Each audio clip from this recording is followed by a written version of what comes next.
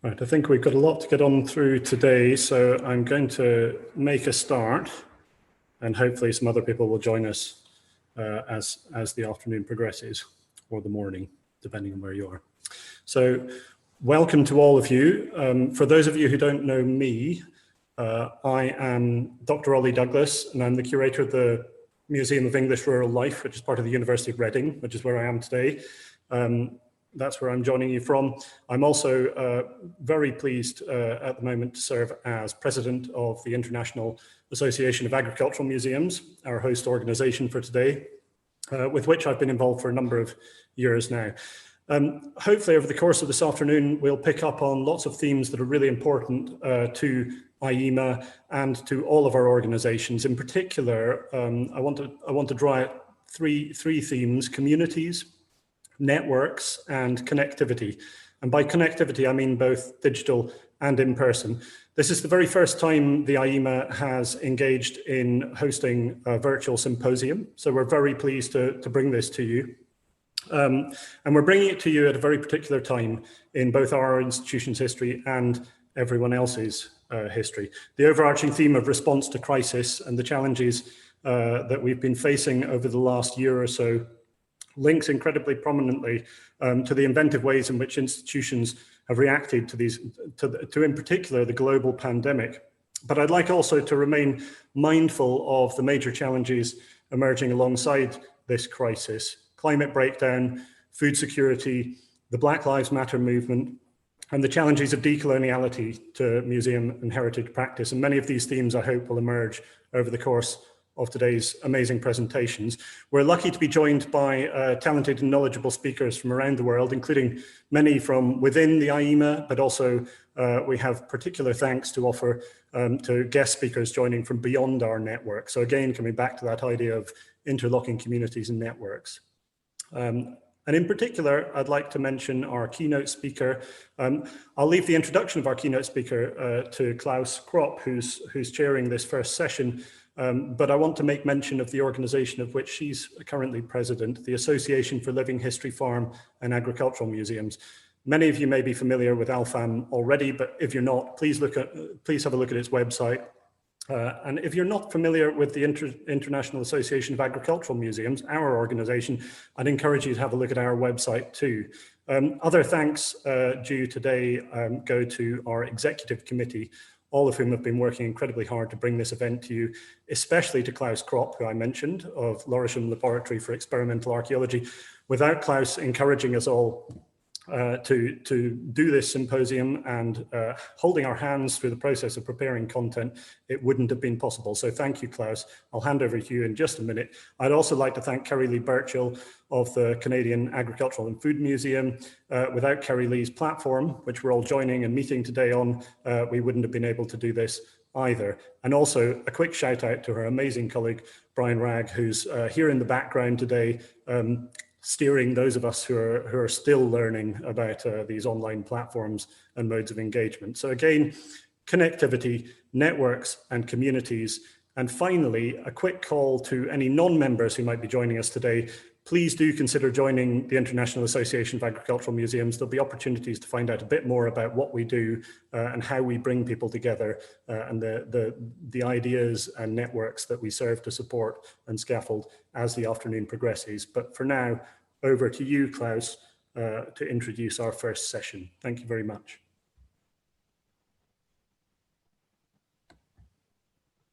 Hello, everyone. My name is Klaus Kropp, as already mentioned by Ollie Douglas, and I am an AC member of AIMA and also the manager of the so-called Lorisham Laboratory for Experimental Archaeology. The purpose of this symposium is very close to what AIMA stands for: to bring together agricultural museums all over the globe to interact with each other, to start new networks and to work together. In this case, I am very pleased that all of you joined us today on the topic of coping with crises.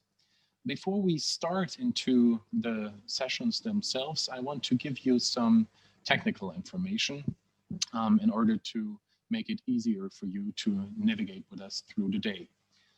The Symposium is roughly divided into 4 different sections, all of which shed a different light onto the topic of coping with crises. Each session consists of 2 to 3 pre-recorded presentations with additional clips during the breaks. And as I already mentioned, the presentations themselves are pre-recorded, but you will have, as participants, have a chance to pose questions during the presentation while using the Q&A function Zoom offers. It is right down below at the window of Zoom, and you can ask questions to the moderator and the presenter. We will then sort through all of these questions during the presentation and will try to answer as many of these as possible during the live discussions. If you might want this questions to be anonymous, that's a possibility, but if not, we would be really glad if you could just, while writing the question, pose your name and your affiliation, so it is easier for us to know who are we talking to and to interact with you. Please note also that this presentation or the whole symposium is recorded, and if you don't want to be included in this recording, please feel free to write me an email. I will write that down in the chat window in a minute, and then we can talk about what to leave out or not. Please note also that all of the presentations of today will be available on our AIMA YouTube channel, and also with the links to YouTube through our website. As you already seen, we have the conference schedule on the website, and down below every single presentation you will find the link on YouTube there now. And I will post the links to the upcoming sessions always about 10 minutes prior to each session. And as we wanted this symposium to be as barrier-free as possible, you will also have the chance to turn on subtitles on the YouTube channels. We didn't want this during the live or the pre-recorded presentations using Zoom, because this might block some of the stuff which is in the presentations. But if you're in need of subtitling, that's an easy way to do so. In this case, just using the subtitling function of YouTube.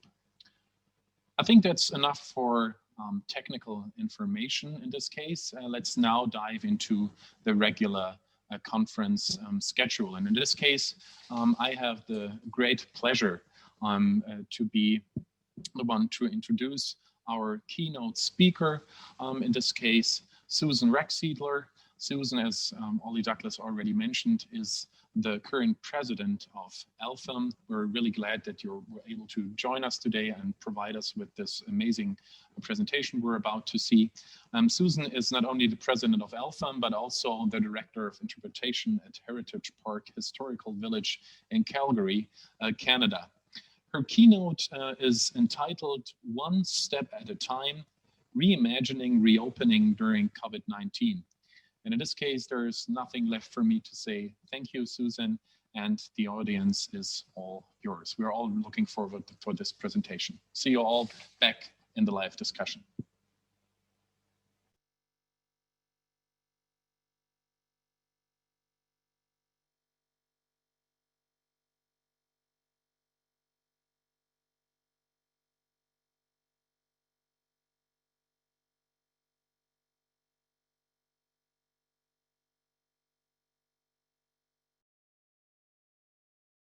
One step at a time. However, at times over the past 8 months, I feel this image has been more appropriate. We've been holding on to the reins for our dear lives. Like AIMA, ALFAM had grand plans for the year 2020. It was 50 years ago that our organization was formed, and we were so looking forward to gathering in Boston, Massachusetts for our annual conference in June. But like museums and living history sites around the world, the doors to our sites were shuttered, programs and signature events were canceled.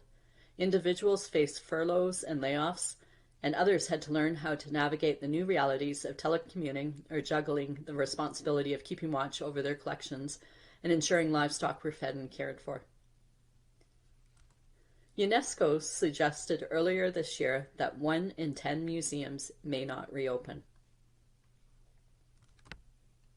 And in the United States, the outlook was even more dire, with the American Alliance of Museums reporting that 1/3 of museums thought they would not survive the year. This is a reality that none of us want to face. Our emergency plans have prepared us for recovering from flood, fire, or major weather events, but a worldwide pandemic was not in our playbook. The one thing we held in our hearts, though, of failure is not an option.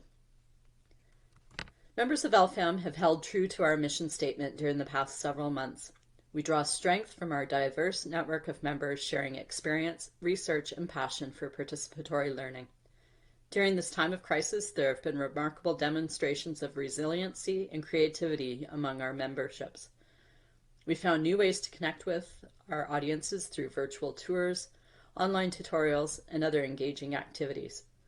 There are inspiring stories of sites supporting local communities by providing produce from their fields and gardens, museums donating personal protection equipment, or sewing masks to keep everyone safe. I would like to now share with you Heritage Park's experiences over the past several months and how we reimagined our operations and set a course for a gradual reopening after a March 15th shutdown. To begin, a little bit about Heritage Park, pre-COVID-19. Heritage Park is situated on 127 acres, 51 hectares of parkland in the city of Calgary. We have been in operation since 1964. Our mandate is connecting people with the settlement of Western Canada and preserving our culture and heritage. And we do so through 4 thematic areas: an Indigenous encampment and fur trading post, a pre-railway settlement, a 1910 Prairie Railway village and ranch, and a 1930s town square featuring a year-round transportation museum. Some of our iconic exhibits include a steam train that circulates the park on 2 kilometers of track, a paddle boat, and an antique midway. Each year, we welcome over 500,000 visitors, including 65,000 school children.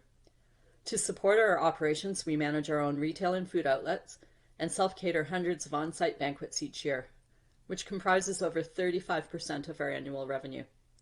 Admissions generate 23%, and 20% of our operating is through grants, including a municipal operating grant. A nice mix of self-sufficiency. That is, of course, until COVID-19 hit. Like many other non-essential services in the province, Heritage Park closed our doors on March 15th, and all programs and services ceased until further notice. The COVID-19 shutdown and ongoing restrictions represent one of the most significant challenges in the 56-year history of Heritage Park, and we had to make some difficult management choices to reduce costs. We assessed what was required to keep staff safe and to protect our assets. Once the dust settled, we began to respond with new innovations. We put school lessons online as virtual field trips and provided tours and content through our social media channels.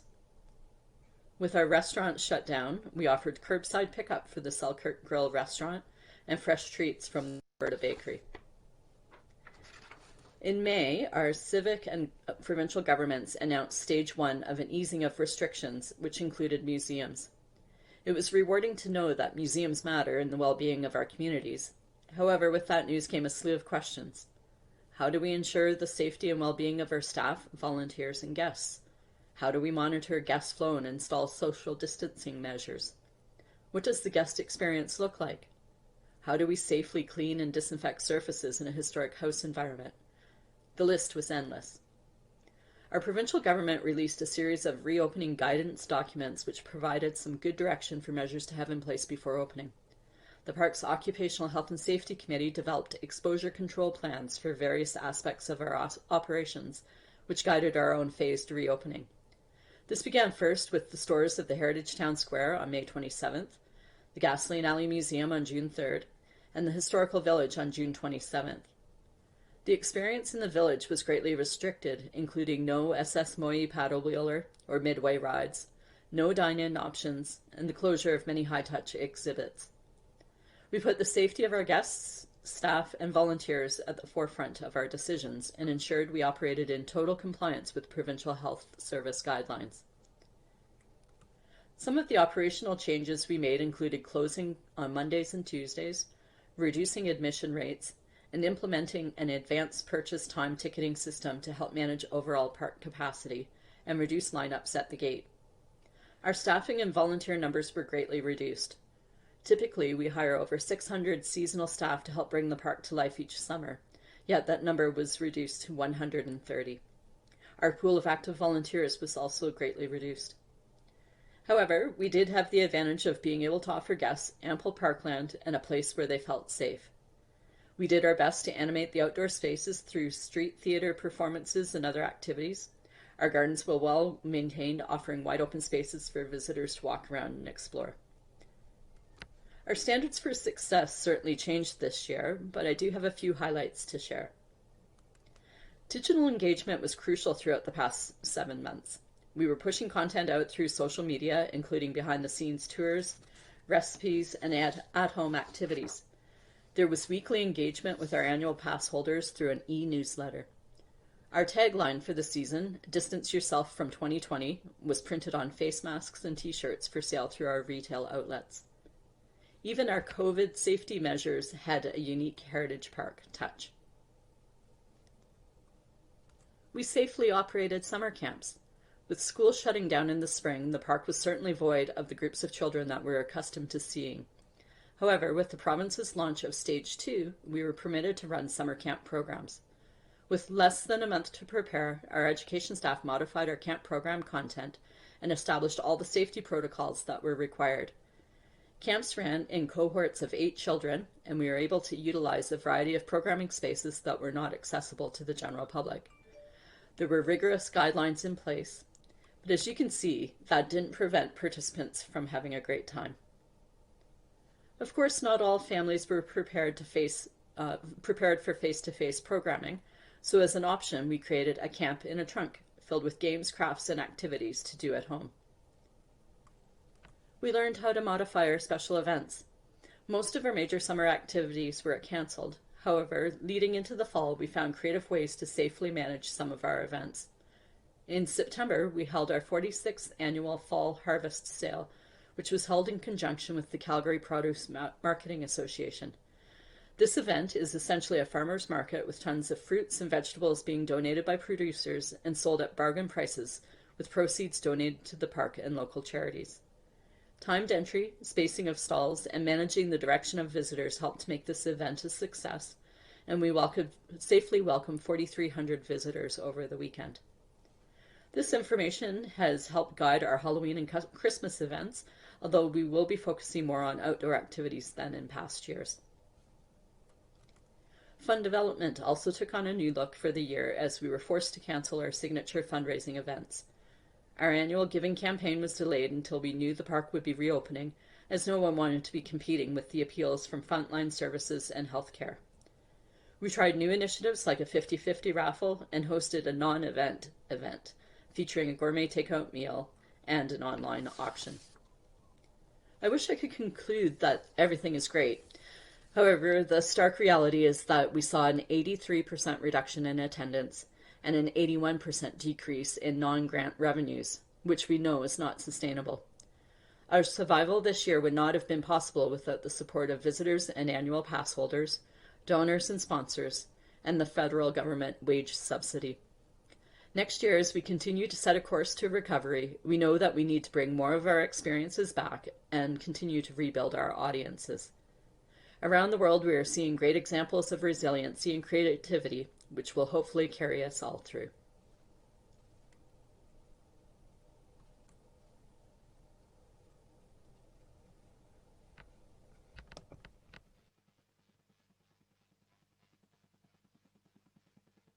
Okay, as I already said before, thank you, Susan, for this really interesting presentation of yours. And it is really always and again interesting to see how all of our different institutions are basically coping with the same problem, and also how on a local level the circumstances can be different.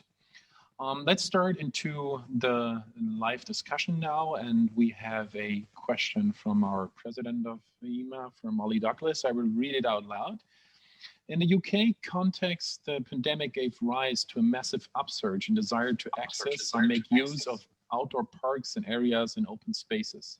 Was the same true in your province? And if so, are there ways in which you feel you may be able to translate this uplift in interest into an uplift in guest visitor numbers post-pandemic and a deeper sense of engagement? Susan? Yes, great question, Ollie. As I mentioned, Heritage Park's located on 130 acres of parkland. So we were sought out for by guests as just a place to come and walk. We saw a lot of annual pass holders coming first thing in the morning as the gates open, just to walk our roadways and pathways. So I definitely think this is an area to maintain and grow. We're looking for opportunities. We are a seasonal operation and typically close the historic village, but looking at opportunities to open throughout the winter months for hiking, walking, and potentially even cross-country skiing. So certainly gives the potential to expand our operating season. And I think within the city of Calgary and elsewhere in the Western Canada, sites for noting the same things. Museums were trusted as safe and engaging spaces. So definitely some good opportunity there. Okay, I in this case have a question myself as well. In line with your title, One Step at a Time, I was wondering if you already started planning of the 2021 season and with all the uncertainties involved, and if there actually even is a real planning possible, or do you live into the day or the months for now?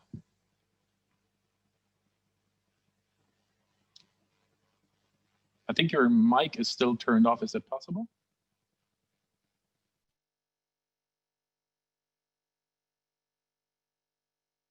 Gained a lot of information as far as how we could operate that will take into the planning for next year.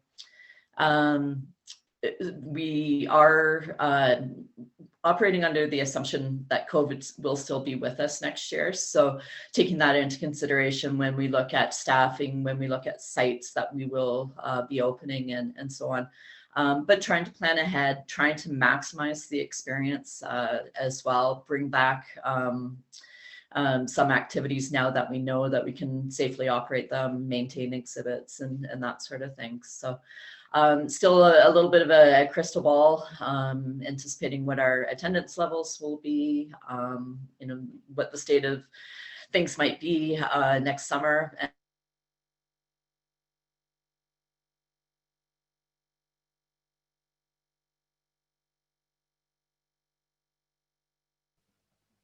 Thank you very much, Susan. Let me just see if there are any more questions. Yes, I have one more. It's from Isabel Hughes, one more EC member of AIMA. She is asking, well, does Susan think that 2021 will be harder, as many organizations in the UK do, trying to keep people supporting us over the longer term?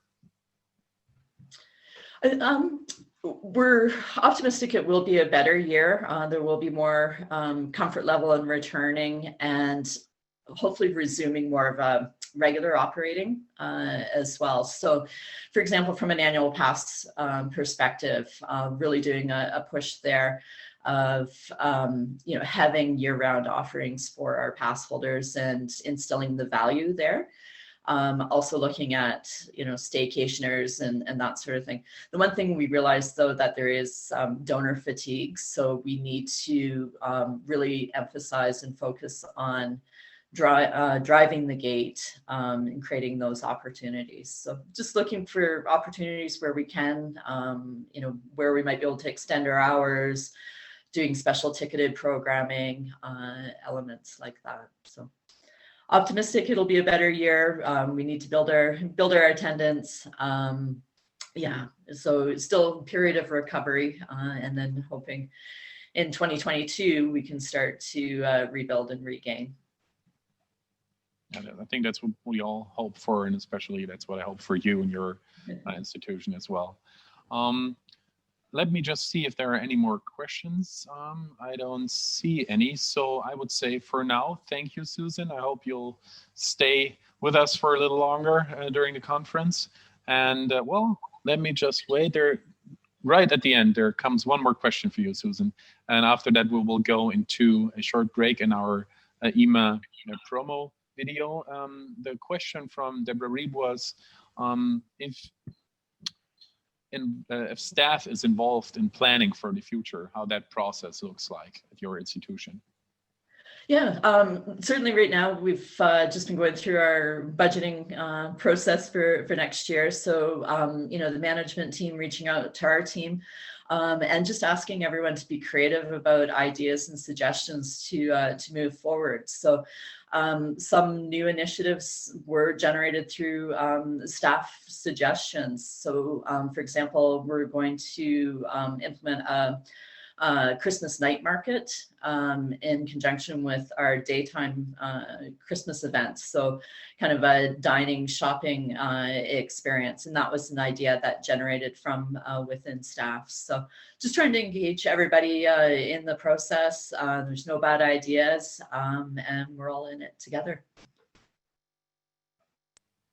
Yeah, it's that special sense of teamwork we need in this time of crisis. Thank you again, Susan, for your time. And we will now move on to the end of this first session, and we'll use a couple of minutes to watch a short video of basically what AIMA stands for, as this conference today is hosted by AIMA. And we will then come back after that short break with our second session, and I hope to see you all soon back for session 2. Thank you all for your time for now, and be back in a minute.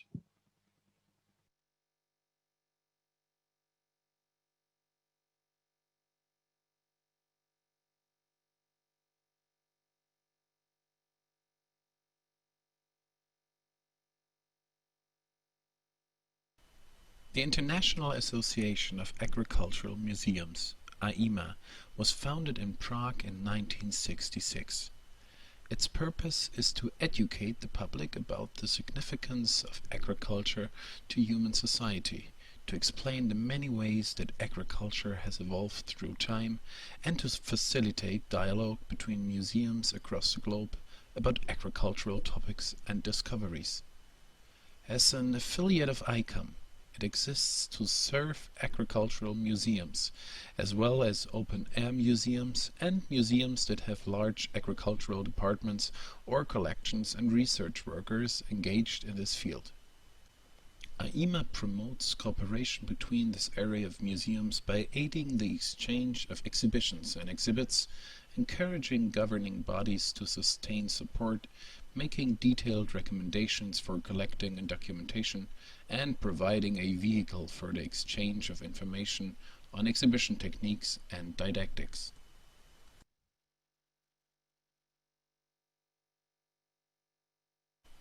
AIMA promotes research and encourages collaboration among professionals working in agriculture and rural museums around the world. AIMA members meet every 3 years in an international congress to discuss opportunities and challenges that affect museum operations. The conferences include formal sessions, tours of museums and heritage sites, workshops and networking opportunities. The conference host, often a national agriculture museum, publishes the proceedings as a permanent record of the intellectual content of the Congress. When it comes to active networking, join colleagues working on similar projects and themes through AIMA working groups. These include living animals in agricultural museums, art in agriculture, and digital collections, among many other things. AIMA offers a broad variety of different sources on its website, including conference reports, an internationally recognized fantastic newsletter, as well as a blog, which in the last week started to issue a special series of posts focusing on the role of bees in agriculture and beyond.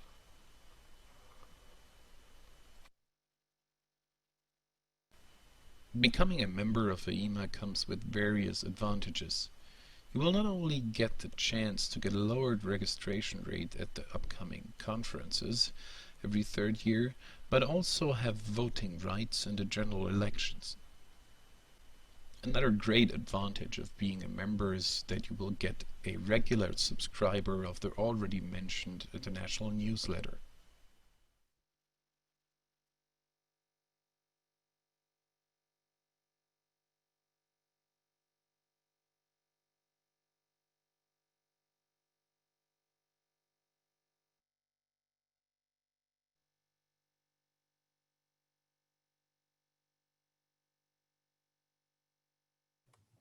Hello, this is Deborah Reed, and I'm the Curator of Agriculture and the Environment at the Henry Ford. And I have the pleasure of introducing the participants in session 2. We'll first hear from Pete Watson, who his presentation focuses on Share the Harvest. It'll be how Living History Farms approach to COVID response. And Pete, I have known for decades. He has directed How Living History Farm for 37 years, starting in 1983. And I had the pleasure of being the vice president when Pete was president of ALFAM, and have had the joy of participating in plowing matches that he helped coordinate throughout the years at the ALFAM annual conferences. So I'm eager to hear from Pete about Howell Farms' response to COVID. Thank you.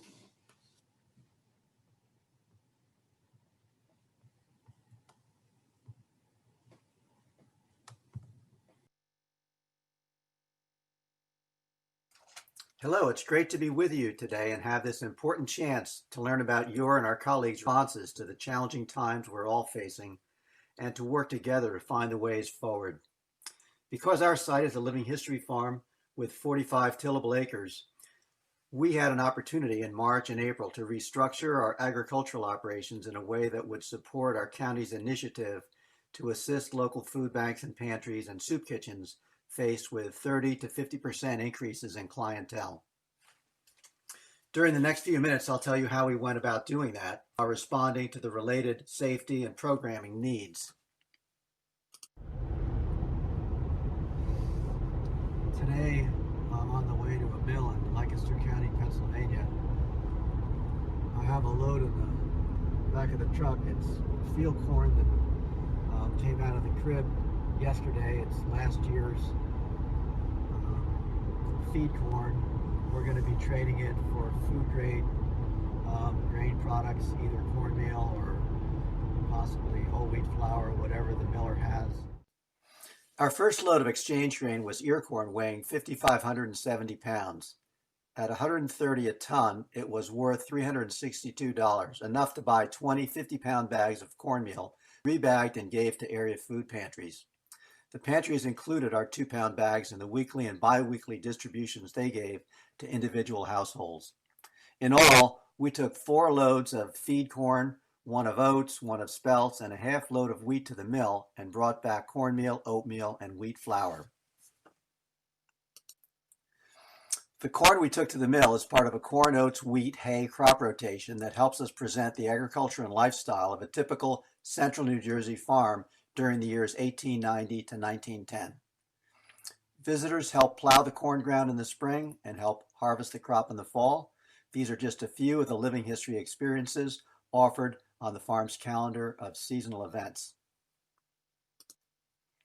Normally, the field corn is used for feed and seed for educational foodways programs.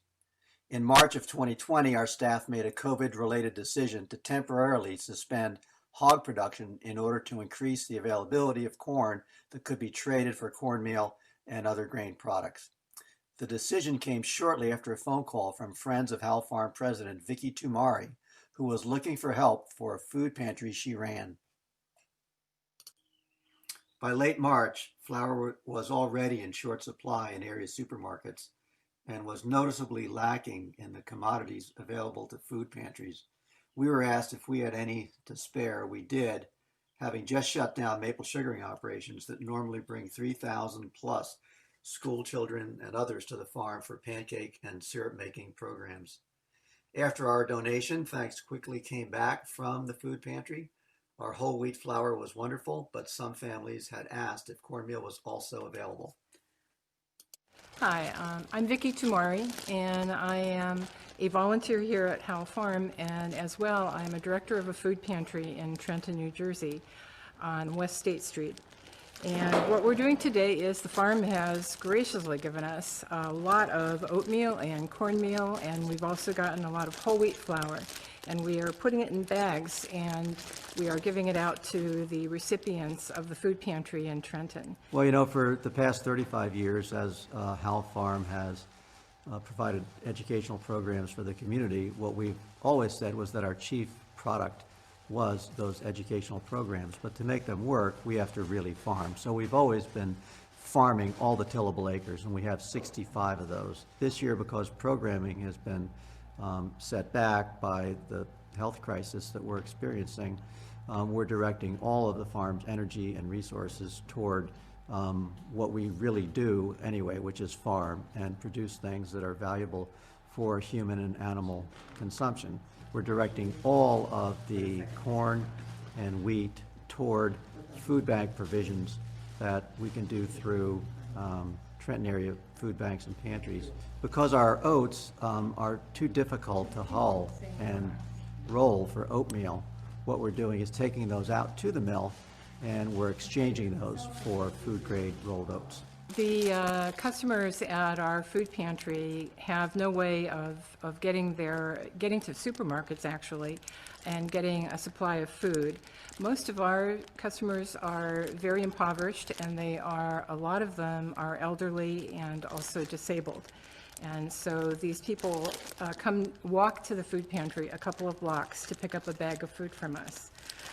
One of the things that they were excited about getting the grains was that they had all of these recipes that they wanted to try, and they were going to tell us what they would be able to make with all of the cornmeal that we gave, which was to prepare their fish with, flour was to prepare their chicken with, and then they took our recipes from the farm to do some whole wheat muffins for themselves as well. I think the way that this started was I was on the phone with Pete, and I was telling him how we had been to a store and we didn't even see any flour on the shelves at all. When Vicki told me about the need for flour, I thought maybe we could help, because we had a very good harvest in 2019, and we had just taken a truckload of wheat out to the mill in Pennsylvania to be ground into whole wheat flour that we normally use in the farmhouse kitchen for educational programs involving baking and cooking with school groups and with the general public.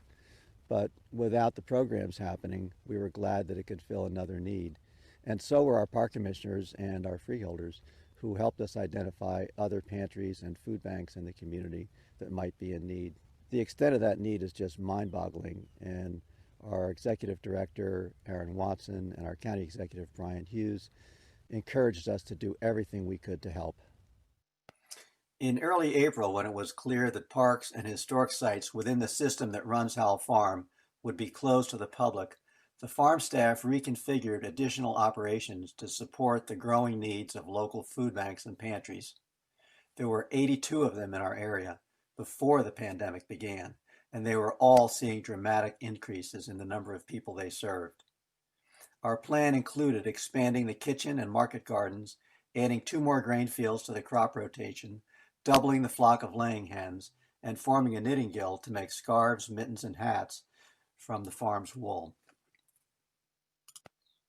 Rob Flory, a fellow former Peace Corps volunteer who teaches sustainable farming methods to Howell Farm interns and school groups, replanned our historic kitchen and market gardens to maximize production of vegetables that would be needed by food banks. Collards, cabbages, kale, potatoes, sweet potatoes, peppers, okra, and onions, to name a few. With the addition of a second garden, Nearly an acre of ground was used for vegetable production, which to date has yielded 7,200 pounds of fresh produce. Winter squash, turnips, beets, and kale are still being harvested. Soil preparation, planting, weeding, and cultivating is done with a combination of hand and horsepower. Everyone on our staff of 10 farmers, educators, and park maintenance specialists pitched in. We also had help from 7 workhorses, a couple of iron horses, and farm dog Lucy, who helped with rabbit, Canada geese, and groundhog control.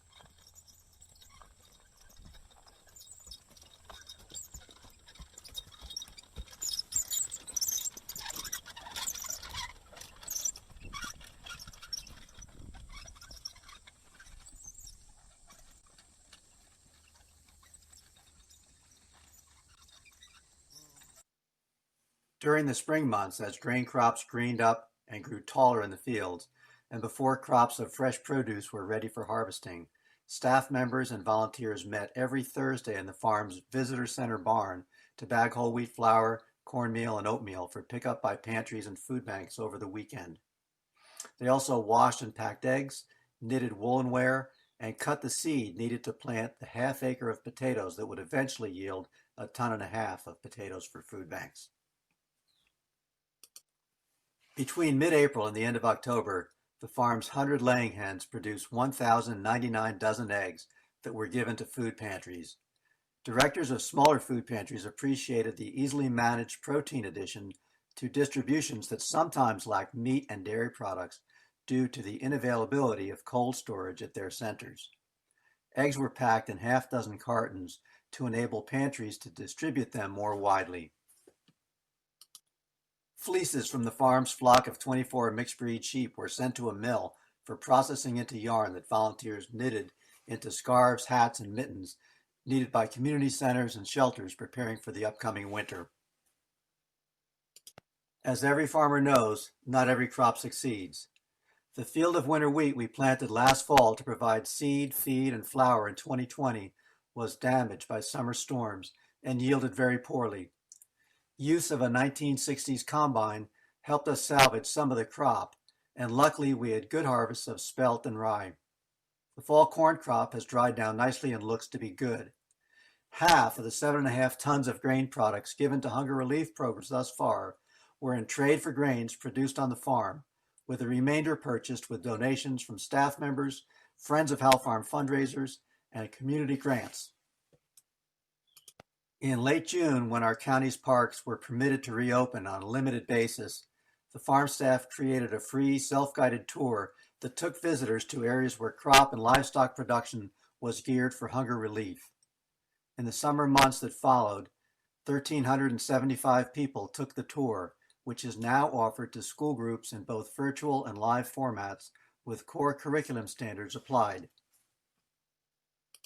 The tours were offered to the public using a timed entry system that had people begin their 90-minute tour at an outdoor reception table where they received an interactive, self-guided tour map and a garden exploration game.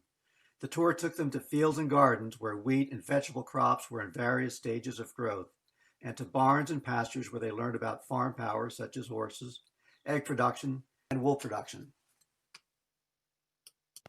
As we gained experience managing mask and social distancing requirements, we saw opportunities to engage visitors in some of the hands-on and experiential activities we normally use. Hand washing and sanitizing stations were available throughout the farm. We were able to help people with mobility limitations take the tour with the help of extra long golf carts with built-in distancing capacities. Everyone who completed the tour and the crossword puzzle that went with it took home a bag of our freshly ground flour and a recipe card. They learned that with the help of food pantries, products like the flour in their take-home bag was being shared with many people in their own community. The Share the Harvest program resulted in requests to help other food banks and pantries and to participate in free walk-through and drive-through farmers markets. We were also asked to assist with Trenton's new capital city urban farm. Share the Harvest is also helping us expand and improve some of our long-standing outreach programs that include plowing community and school gardens and growing an annual crop of potatoes for the Trenton area soup kitchen with the help of Howell Farm visitors and volunteers. Here's a look at our production so far, 27,131 pounds. It has reached 16,000 local households with the help of 22 food banks and pantries. We're still harvesting beets, turnips, winter squash, and corn, and popcorn. Last week, we included several ears of popcorn in one of our donations, and we're anxiously waiting to hear back how well it popped. Much of what we did this past year came very naturally and almost automatically. What farmers do, after all, is farm and grow food. But the challenges ahead are many. How can we remain true to our purposes as a historical farm? What will make our living history meaningful and relevant and fundable in the future? Here's what we were thinking in June. The operations that support food pantries are not done with circa 1900 methods we normally use, but with a mixture of old, new, and thing between. Hand tools, horse-drawn equipment, and tractors are often used together in the same field. Without visitors, there's no need to wear period clothing or take time to synchronize farming operations with programs. No one is needed for interpretation, so there is more help for planting and hoeing and harvesting, and for honing and teaching and documenting the skills that go with them. The moment is as historical as it is historic. We are closer to working the farm as a family than we have ever been. Doing everything we can to ensure a successful harvest has never mattered more. I have to conclude with a comment about my wife's selection of the photo used to brand the Farm Share the Harvest program. Well, I know from my years in the field that there were plenty of times in the past when farmers used 2 horses on a 3-horse binder. So she could have easily chosen a picture that showed the rule as opposed to the exception. We have them. And she would have saved us from those old timers who love to shake their heads over the way us new people hitch our horses. Of course, we don't tell those guys how much they seem to have forgotten. And of course, I don't dare tell my wife how to do her job. She always managed to make us look a lot better than we really are, something that's hard to do no matter what we're wearing or how we're hitched. Thank you very much for listening to our story. We're looking forward to hearing yours. Pete, I am always amazed at your ability to turn on a dime at Howell. And thank you so much for sharing this incredibly valuable case study of what one farm and a group of staff can do. We have several questions, comments from Isabel Hughes at Reading, Museum of English Rural Life. She comments regarding the ways that you served an incredibly important local need in the context of maybe early hoarding or folks responding in a panic. So the bags of flour that you gave out at the beginning alleviated undoubtedly a lot of concern. You can comment on that as time allows, but the questions relate to whether you, from Klaus, whether you maintained your staff. So many of us, we've heard, have had to lay off staff, but were you able to retain your staff and your volunteers as you addressed this need? Great question. That was the concern that all of us had in the beginning when we were told that we could have only essential personnel.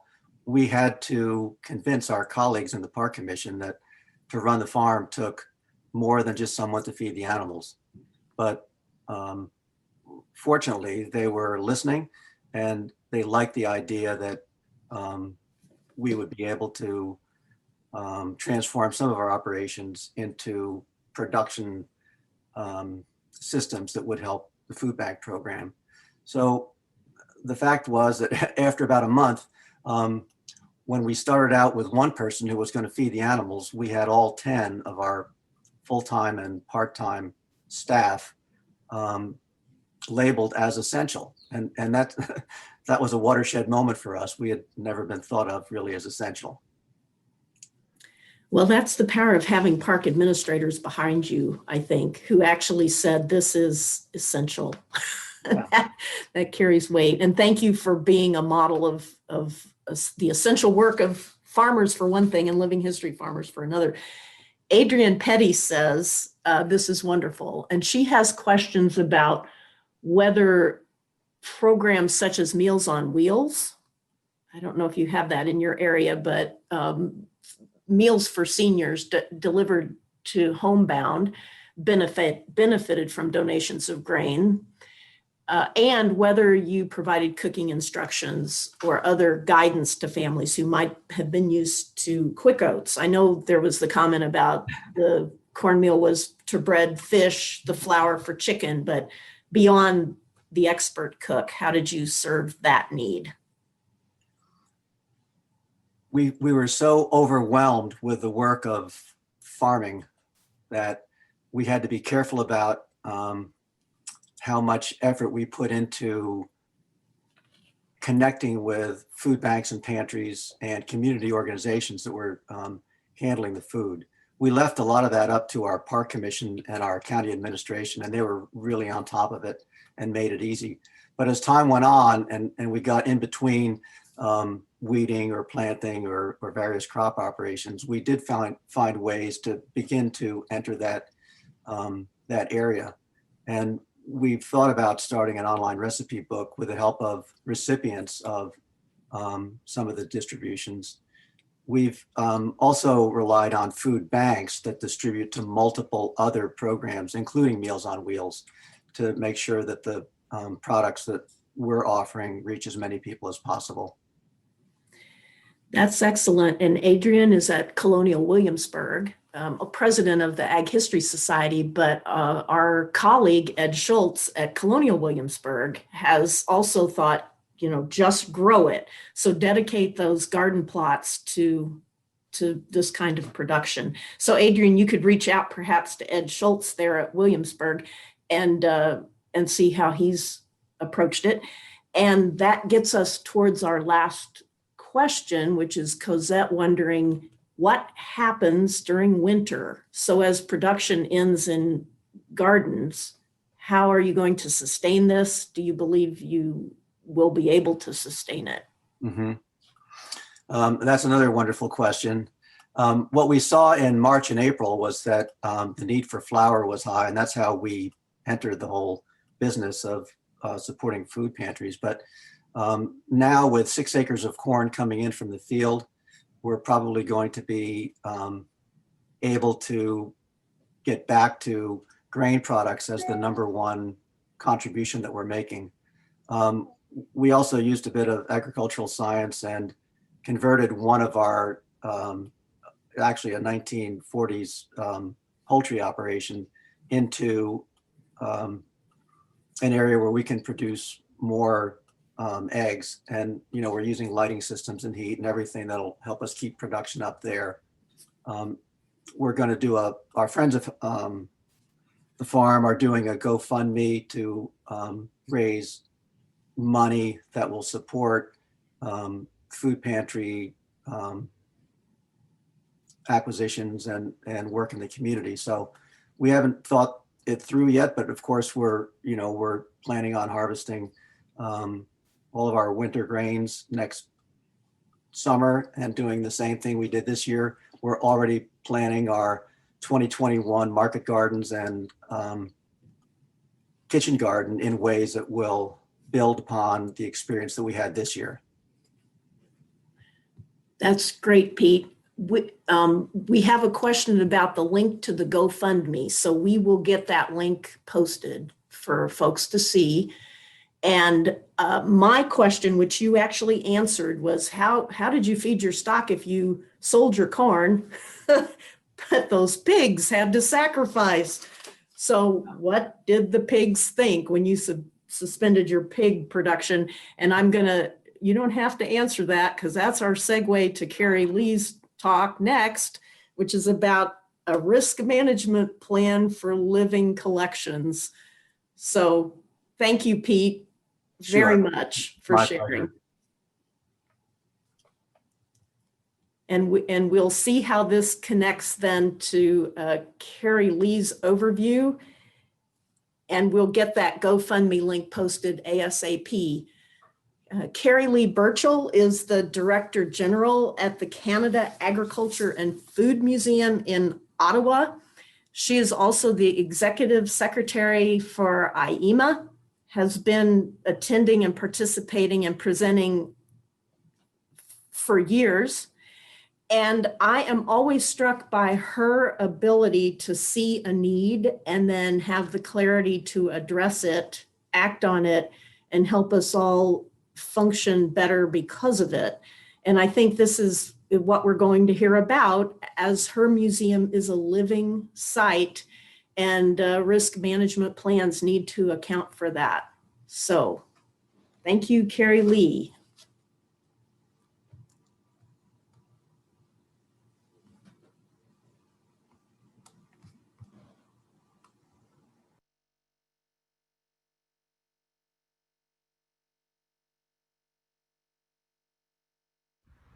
Hi, my name is Carrie Lee Burchell. I'm the Director General of the Canada Agriculture and Food Museum in Ottawa, Canada.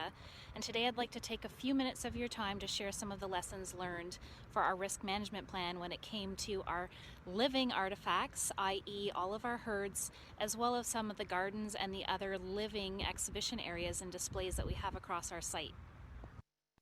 Before COVID-19, the Canada Agriculture and Food Museum welcomed well over 200,000 visitors a year. That included tens of thousands of school students coming for 19 different programs, summer campers, festival goers, facility rental clients, including weddings or parties. And all of that was made much richer by the fact that we are absolutely a living site. We have a working dairy operation, we have hundreds of farm animals, we have learning gardens, we have a demonstration kitchen, all of which requires a lot of ongoing care. And that's what I'd like to talk to you about today during this session. Before diving right into the risk management planning and how the Canada Agriculture and Food Museum has adapted to COVID-19 restrictions, I thought I would share with you a little bit of the context of our organization. We are one of 3 national museums of science and innovation that fall within the Ingenium family. As such, we look at the science, technology, engineering, arts, and maths behind agriculture and food production. With this in mind, we are looking at some of the historical milestones in Canadian agriculture. We are looking at contemporary practices and also hopefully inspiring curious minds and careers when we think about industry, when we think about the economy and the social implications of agriculture. COVID-19 hit the museum hard on March 13th. We thought we would be closing for 2 weeks as we learned more about COVID-19. Those 2 weeks turned into several months, and it certainly stretched our previous business continuity plan and risk management planning to its limits. I'm happy to say that we did have an emergency binder that was set up with protocols, with contact lists, with instructions for staff on how to make sure that they could maintain the health and safety and wellness of our animals and the site overall.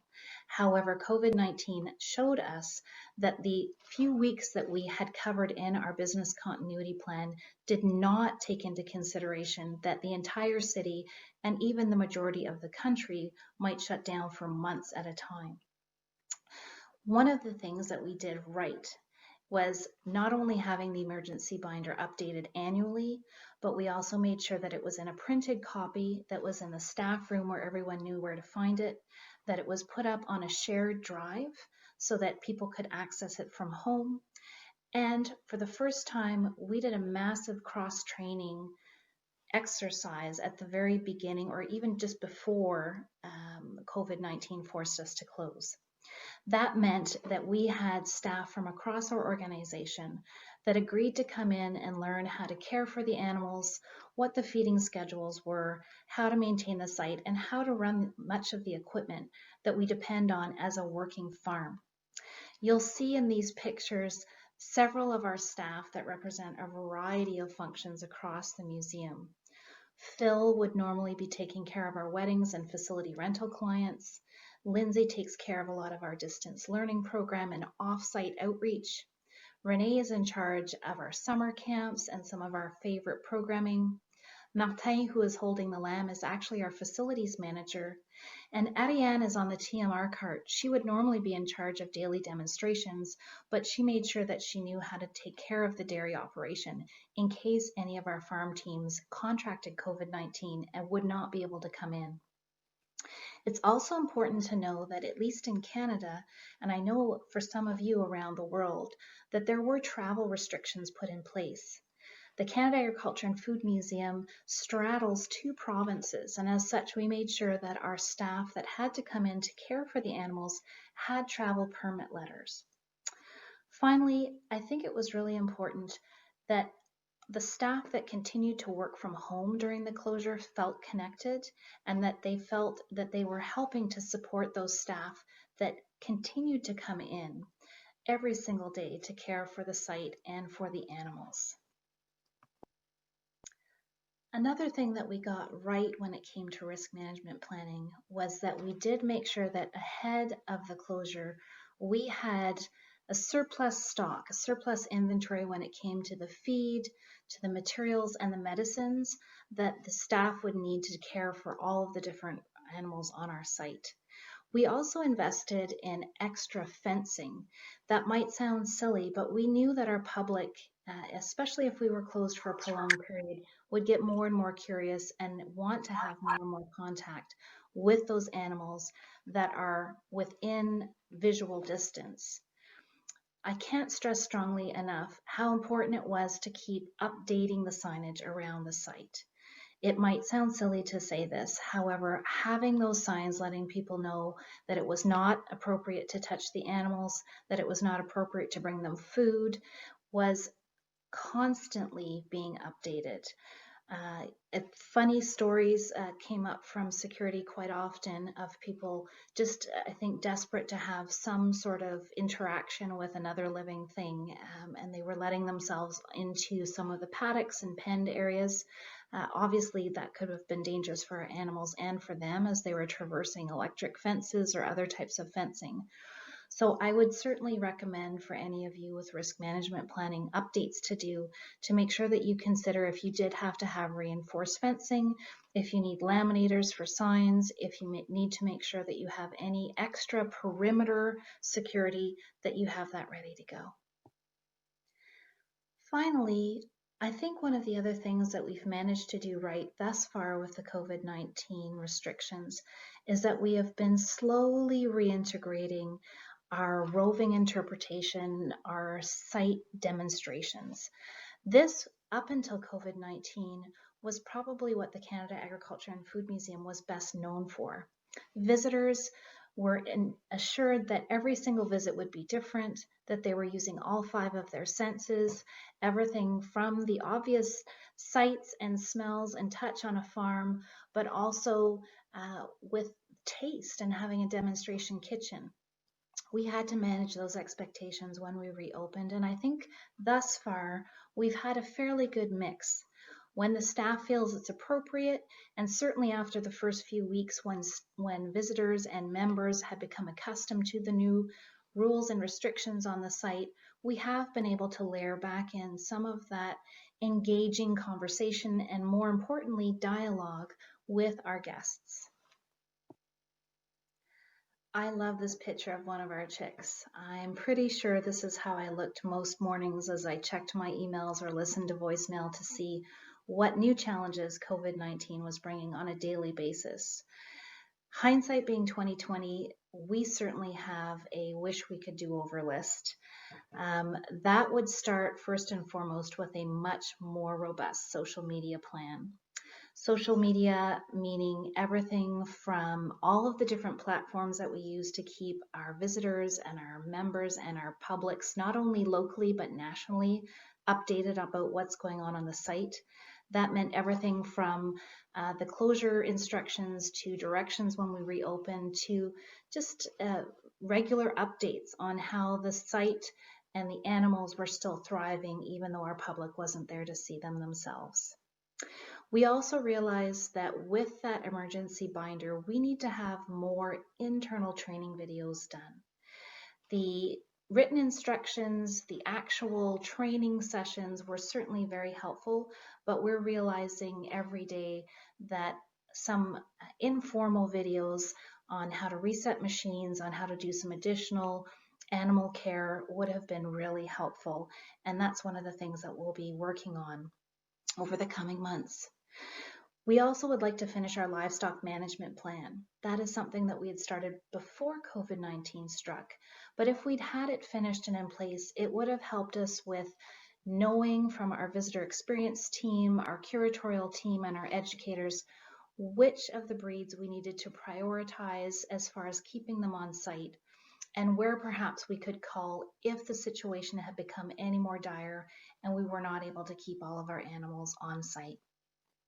And finally, from a planting perspective, we are an agriculture museum. We realize that we have gardens around the site that we didn't know at any given point until 2 or 3 weeks before when we would be reopening. But we knew that when we did reopen, unless it was in the winter months, that we were going to want to have some sort of green space, some sort of plant and food production underway. And we should have had a better planting schedule done up for that. One of the other areas that we really had not planned well enough is that Mother Nature will take a site back over. When we had less traffic on the site, both from a visitor perspective, a contractor perspective, and a staff perspective, we saw, for example, for the first time ever, that our play structure was overrun with weeds. We certainly had some gardens that would normally get pruned back that became overgrown. We also had a pest control issue with less visitors and less staff around. Certainly mice and rats were trying to get into the feed and take back over some of those areas that we had been so carefully managing before COVID-19. So some of the next steps as far as risk management planning for the Canada Agriculture and Food Museum might also help some of your institutions as well.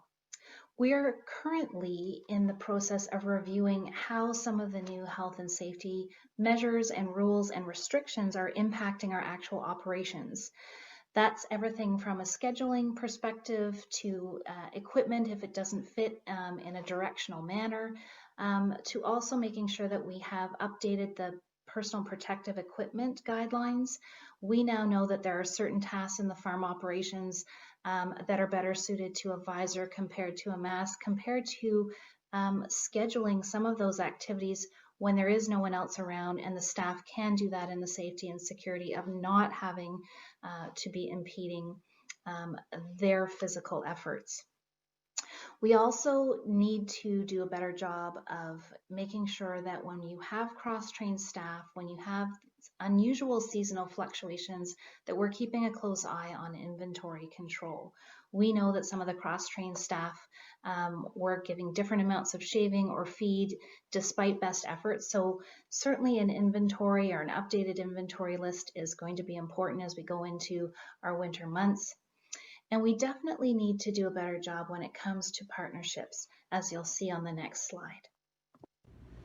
What goes in must come out, and one of the areas in our risk management plan that we're realizing we need to make sure we have a backup on is where our manure goes. We're really fortunate that we're at the Central Experimental Farm.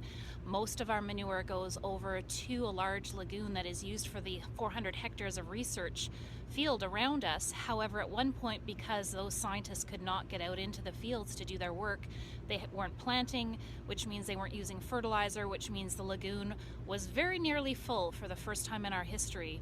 So we're realizing that we do need to have a backup plan of where our manure goes. Another important lesson learned for us was that our risk management plan hadn't always taken into consideration that some of our partners might also be experiencing long-term disruptions in workforce or even their ability to come in and take care of some of their partnered projects. A good example of that was a wonderful partnership that we have with a local college, some chefs and an IT company that were using remote sensing technology to track the health of beehives that we were hosting on our site. When those beehives did not make it through the winter months here in Ottawa, Canada, the partners were not able to come and replace and take care of those beehives, and so we had to make sure that both online and on site we were having that conversation with some of our visitors why some of these living exhibitions were temporarily closed or were on pause. I'm almost done. This slide collects several different ideas onto one page. I would encourage everybody to make sure that you are taking into consideration all of the living aspects on your site.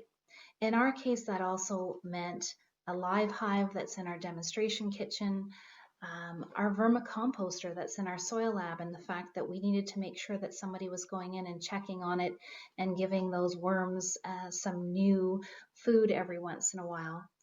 But probably most important has been the mental health and the social aspects that were involved in the closure for a lot of our staff. The middle picture on the slide shows a surprise moment when I was leaving the farm late one night. It was probably about 6:30. And the women that are in those lawn chairs are summer camp staff that we were not able to rehire this year, that really were missing the contact with the animals, with each other. And then the other picture is our facilities manager speaking with one of our educators, someone who he would normally see 4 or 5 times a week, and it's been, it was reduced to once a month, and how important those social interactions were. So I guess one of my biggest lessons learned as the director was to make sure that above and beyond Zoom meetings, above and beyond the work aspect, was to make sure that some of the social interaction for the staff was given a priority time. I'm going to end my presentation here with a thanks to all of you that have already shared some ideas on how your organizations evolved and adapted during the COVID crisis. I'd like to say a particular thank you to Klaus Kropp for organizing the virtual symposium today, and to all of my AIMA executive committee members that have worked tirelessly throughout the pandemic to make sure that the Coping with Crisis newsletters went out and that there was ongoing consultation, engagement, and camaraderie throughout this difficult time. Thank you very much. Thank you, Carrie Lee, very much for sharing, you could say, personal kinds of responses to COVID. I think this is so important for the field to hear. Thank you. We have 4 questions that each of them are very different. So the first one from Cosette asks about animal care. And if you did need animal care, veterinary level care, how did you orchestrate that during the period when you were really closed? It's a great question, and that was built into that emergency binder and business continuity plan. We have a primary vet, but he is part of a veterinary clinic where we have regular scheduled herd health checks every 2 weeks, but they're certainly there for on-call for emergency purposes. That was suspended temporarily, and that's where we needed to make sure that we had in advance of the closure, brought in some extra medicines, that we made sure that the staff was up to date, that as we were seeing what was happening around the world and thought that it might be coming to Canada very soon, that we went ahead and made sure that all of the animals were vaccinated, treated, hoof care was done prior to the closing. But absolutely, above and beyond what our herds people do every single day, we have a host of nutritionists, especially the dairy herd has classifiers and groups that come in and help us on top of the veterinary care, hoof care, and others. Mm-hmm. And that segues somewhat to Klaus's question, because he's wondering if there is a format that you looked to as you thought about this risk management plan, or did you formulate it yourself? It's a great question. The business continuity, or that emergency binder, was born several years ago when I was early on in my career here as the director. In Ottawa, we had an ice storm that took out power for 13 days, and then a few years later, a follow-up power outage that took down all systems. And that's where I was saying it was important that we had a printed version and not only online emergency procedures. So that was something that we started creating right at that point. Up until then, it had been written down sort of in notebooks in different offices, or was in people's heads. But we came up with it on our own, calls to other organizations, great institutions like Upper Canada Village, which is not far from us, checking in what they have in their business continuity plan. But it is something that I'd be happy to share. What's really under development now is that livestock management plan. And that is really going to be an overarching document that's going to detail a lot of the individual elements, everything, like I said, from call lists to, ideas on how to get our calves through in a healthier way. I mean, all of it will be holistically contained. I'm happy to share those if anybody would like to reach out. Happy to share what we do have. The risk management plan, as I said, though, is in multiple pieces. So if people are interested, I'm happy to share that. What I had put together in this presentation really was a follow-up to what was put into the newsletter, the Coping with Crisis AIMA newsletter. So I would encourage people to check that as well. There were a few hard lessons learned in there as well. Mm-hmm. And this is one comment from me and then two more questions. AIMA exists to network and share. And each of the nations, or each of the sites within different nations, responds in different ways, partially based on national standards. And the US is one of those that has no overarching standards. So ALFAM has worked hard on developing models for livestock plans. This in Canada goes a step further, it seems to me. So I appreciate it. It's an important addition in not just normal livestock care, but this moment of crisis. Yes. Well, there certainly are, at least in Canada, there are national farm animal. There's a National Farm Animal Care Council that gives direction as well. That's more on an industry perspective. And we're quite unique. No farm would stay in business the way we do it, with 200,000 visitors going through and a lot of educational programming. But we are a unique blend, and we're absolutely a demonstration, but working farm. And so we're trying to make sure that we are constantly looking at both of those business lines and adapting the business models on both sides so that they're supporting each other. I can't say enough about the team here. That, I mean, it just everywhere stepped up to say they were willing to learn how to operate equipment that they'd never seen before, let alone handled. So it really was a group effort. But I agree, Deborah. All ships rise on tide. So if that's something that internationally that we can share best practice, some lessons learned, some ideas for the future, I'd be very willing to be part of that. Excellent. From Pierre Del Porto, because you've mentioned that education is really your key with Living Livestock as a conduit, you could say. Pierre wonders, do you sell products in the shop, in your museum shop? And did you have to find new outlets? Thinking of the dairy herd particularly, but yes. Yeah, so we are a dairy operation. So like others in the province of Ontario, we have milk pickup every second day. So that goes to a milk cooperative. We sell the milk. So that carried on. What I didn't mention in this presentation is that the milk, even again, talking about some of those partners or contractors, it hadn't occurred to us that, for example, the milk truck drivers might have concerns. So we had to actually change the protocol do a different biosecurity system, have an isolation zone for when they were coming to pick up so that they could do the testing. All of that had to adapt, but our milk is sold. There was the risk that we might have to dump milk, which would have been heartbreaking. No one wants to do that. We would much rather have had it donated, but that didn't come to pass. We did not have to dump any milk. The rest of our animals, we do try to place, if they're a heritage breed, we do try to place them with other farms. Otherwise, they do go to auction. So we did reduce some of the herds slightly. The rest of the product, as far as gardens, because there wasn't, the staff weren't allowed to be here to plant the market gardens, we didn't have extra produce that way. Normally we use that in our demonstration gardens, and we have in the past donated to food banks as well. One of the great programs that we've done here is working with public and having days where we actually use some of the products from the farm to do baking and take that to a mission, a food bank mission here. So we didn't have anything for the gift shop. The gift shops closed down, but we did still have online services, but those were products that didn't have a shelf life. Excellent. Actually, two more questions. One of them, you had mentioned that the need to communicate more in social media, but you also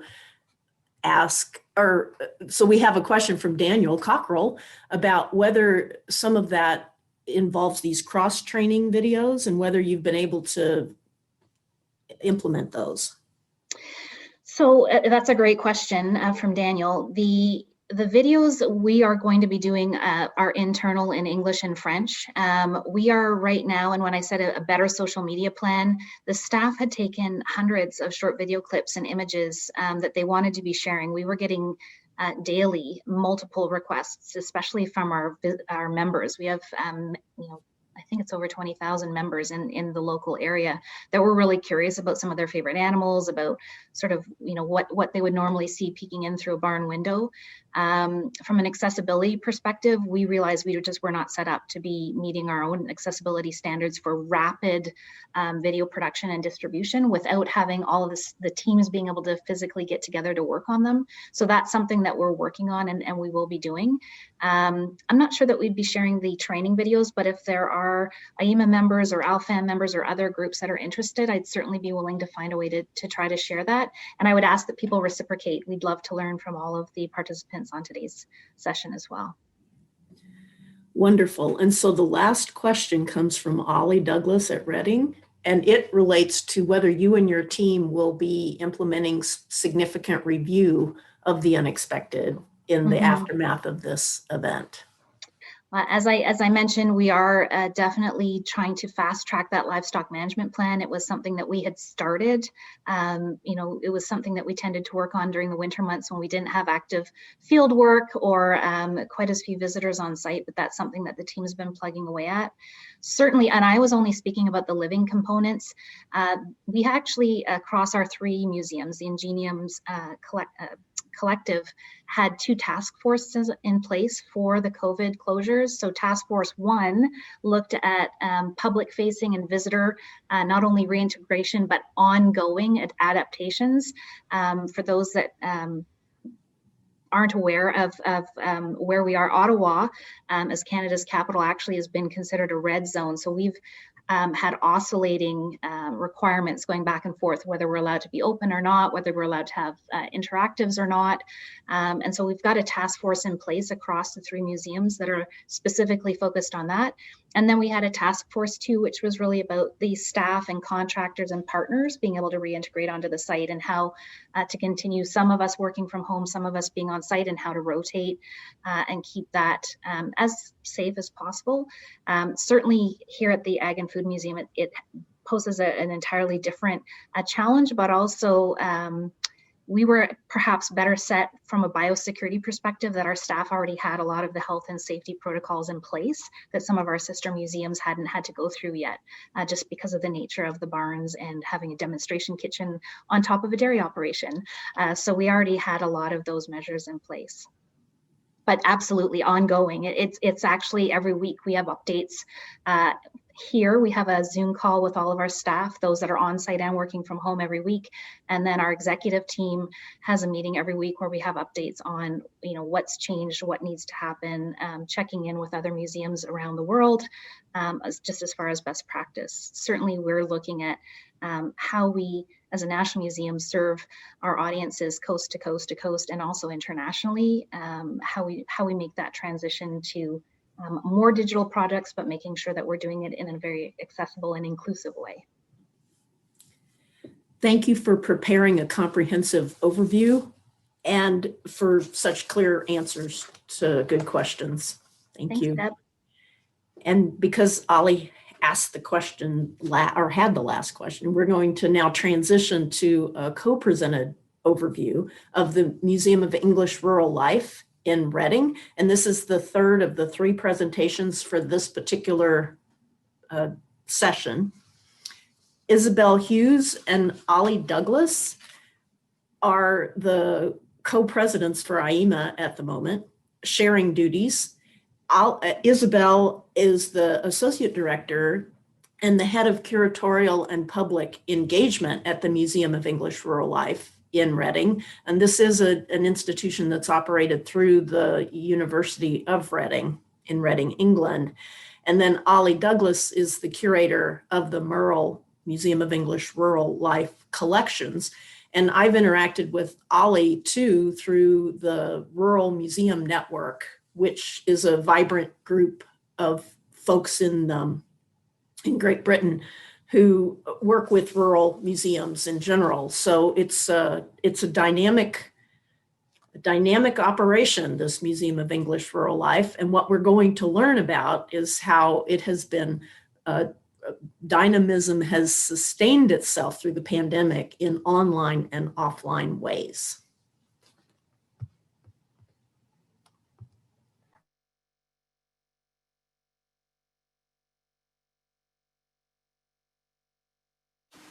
Hello and welcome to the Museum of English Rural Life at the University of Reading. I'm Isabel Hughes and I'm Head of Curatorial and Public Engagement. I'm Ollie Douglas and I'm the curator of the Museum of English Rural Life collections. In Britain, we experienced very serious consequences with the pandemic. There were about 40,000 deaths and there have been hundreds of thousands of cases. So we locked down as a country from mid-March. And in early July, the government allowed museums to reopen. We also had to meet the criteria of our university, which is our managing body. And so we finally reopened to the public at the beginning of September. In order to reopen the galleries, we had to think about social distancing, opportunities for people to wash their hands, and encouraging people to wear masks. I'm not wearing one at the moment because I'm a safe distance from our camera woman, but in general we wear masks around the museum and certainly in the staff areas where we're close to one another. We've also had to remove a lot of tactile experiences from the galleries, which has been disappointing for visitors, but instead we have moved as much as we can online and we've started to develop digital resources.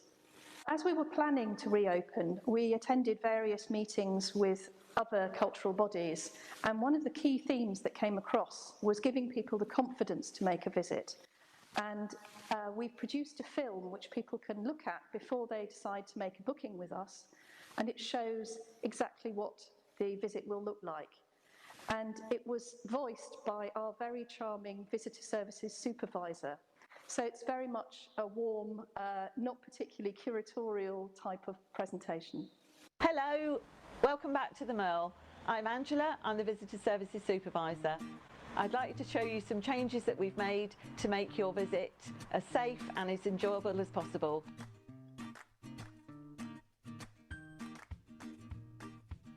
When you arrive, you'll be met by one of our friendly welcome volunteers. We'll remind you to wear a mask if you can, keep a safe distance from people outside your household or bubble, an absolute unit will do, and use the hand sanitizer provided. We've added a new booking system for timed entries. Before you arrive, simply print off a paper copy of your booking and bring it with you or show it to us on your phone. If you've been here before, you will notice that we've made some changes to both the shop and the cafe. And we made some changes in the galleries too. And it's easy to follow, there's only one way to keep going. At this stage of your visit, you might have some questions that need answering. One of my colleagues will be here or nearby to help you. We'll also be able to help you visit the Ladybird Gallery or use the lift to the first floor. We've had to tweak some of our interactives in the galleries, including our lovely VR quad bike. You can access our VR films on our YouTube channel and our app. And finally, we're going to visit Digging Deeper and see some ploughs. Well, I don't know about you, I'm ready for a nice cup of tea. Our cafe offers a wide range of hot drinks. These include English grown tea, lovely hot chocolate and a lovely bespoke filter coffee. As you can see, we've got reduced seating in the cafe, but we do have the garden. Thank you for joining me today. It's been brilliant to have you back, and we hope that you'll come and visit us very soon. The next challenge for us was what to do about all the events that we'd planned for throughout the year. In particular, we run an under fives event every Friday fledglings, and we couldn't allow under fives into the garden anymore. We put it onto Facebook and we continued to present the activities, but they were online and people could participate in them at home as they were in lockdown. We also had a seminar series, and we took that completely online with speakers via Zoom and participants working via Zoom as well. That's been a big experiment for us, but seems to have worked well and attracted a lot more participants than when we've run these things face to face. As we were preparing for reopening, we kept hearing this phrase about the building being sanitised, but not the experience. And so we decided to use our humour that we have in our social media posts as a way of telling people the key rules about social distancing. And we've used historic photographs from our collections to prove the point. We've also had a number of visitors who have said what a shame it is that there aren't as many things to handle in the galleries. So we've upped the number of trails that we have so that children can go around and spot things. And we've added more trails in the garden as well. Unlike many rural life museums, we keep our collections entirely indoors. However, we do have a garden which is very popular with the local community. We had to shut the garden to them during lockdown, and during that time a number of foxes took over. So when we came back to the garden, it was very interesting because there was a lot more wildlife and a lot more wild flowers and other sorts of vegetation that had grown over the months. We've tried to keep the grass in a much more rough state, and we only mow the lawn in circles that people can sit in to have picnics. We have a play tractor out in the garden, and we decided that at their own risk, people could continue to use the play tractor, but we do encourage washing of hands and limiting of the numbers of people that go on it. So since the pandemic began, we have obviously tried to move a great deal more of our programming and content online. So some of the things we would usually do here in the galleries, events and programming that might link to things that come up during that period that we were closed, or since the phased reopening of the galleries and the museum spaces, are things that we've tried to do much more online. A good example of this is material connected to the Women's Land Army. So it was VE Day celebrations during the closure period, and we moved online with online exhibition content about the Women's Land Army and about land girls, stuff that we'd normally have done much more of here in the gallery beside displays like this that contain photos and collections that link to land girl history. We also provided object handling experience content online, relating the experience of handling footwear in your own home to the experience of looking at and seeing object collections and footwear that relate to the Women's Land Army here in the museum itself. We were also able to provide guest-written blog content and other blog content that provided deeper and richer engagement with this history.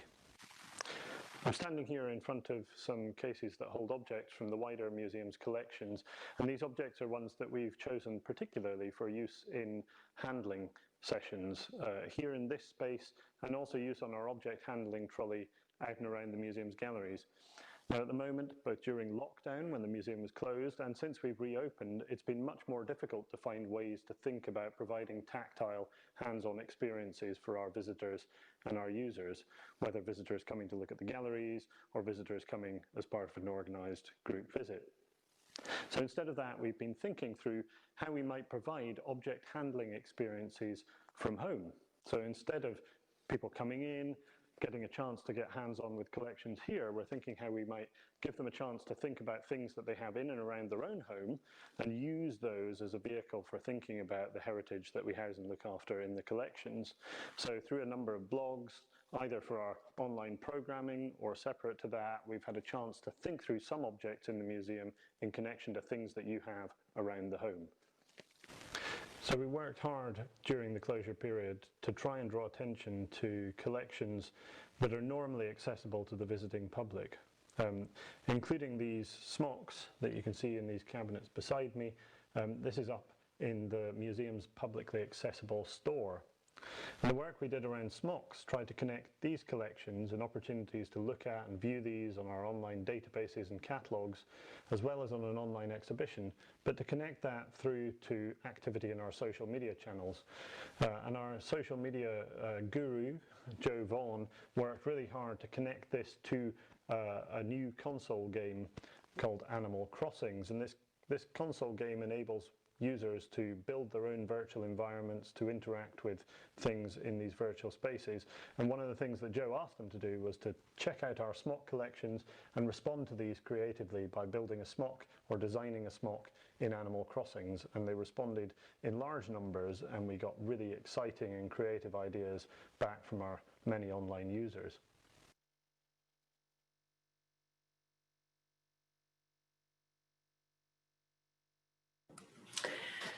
Oh, the power of humor. Thank you so much for sharing the serious responses that you at Merle have implemented, and then for helping folks lighten their day with well-placed humor.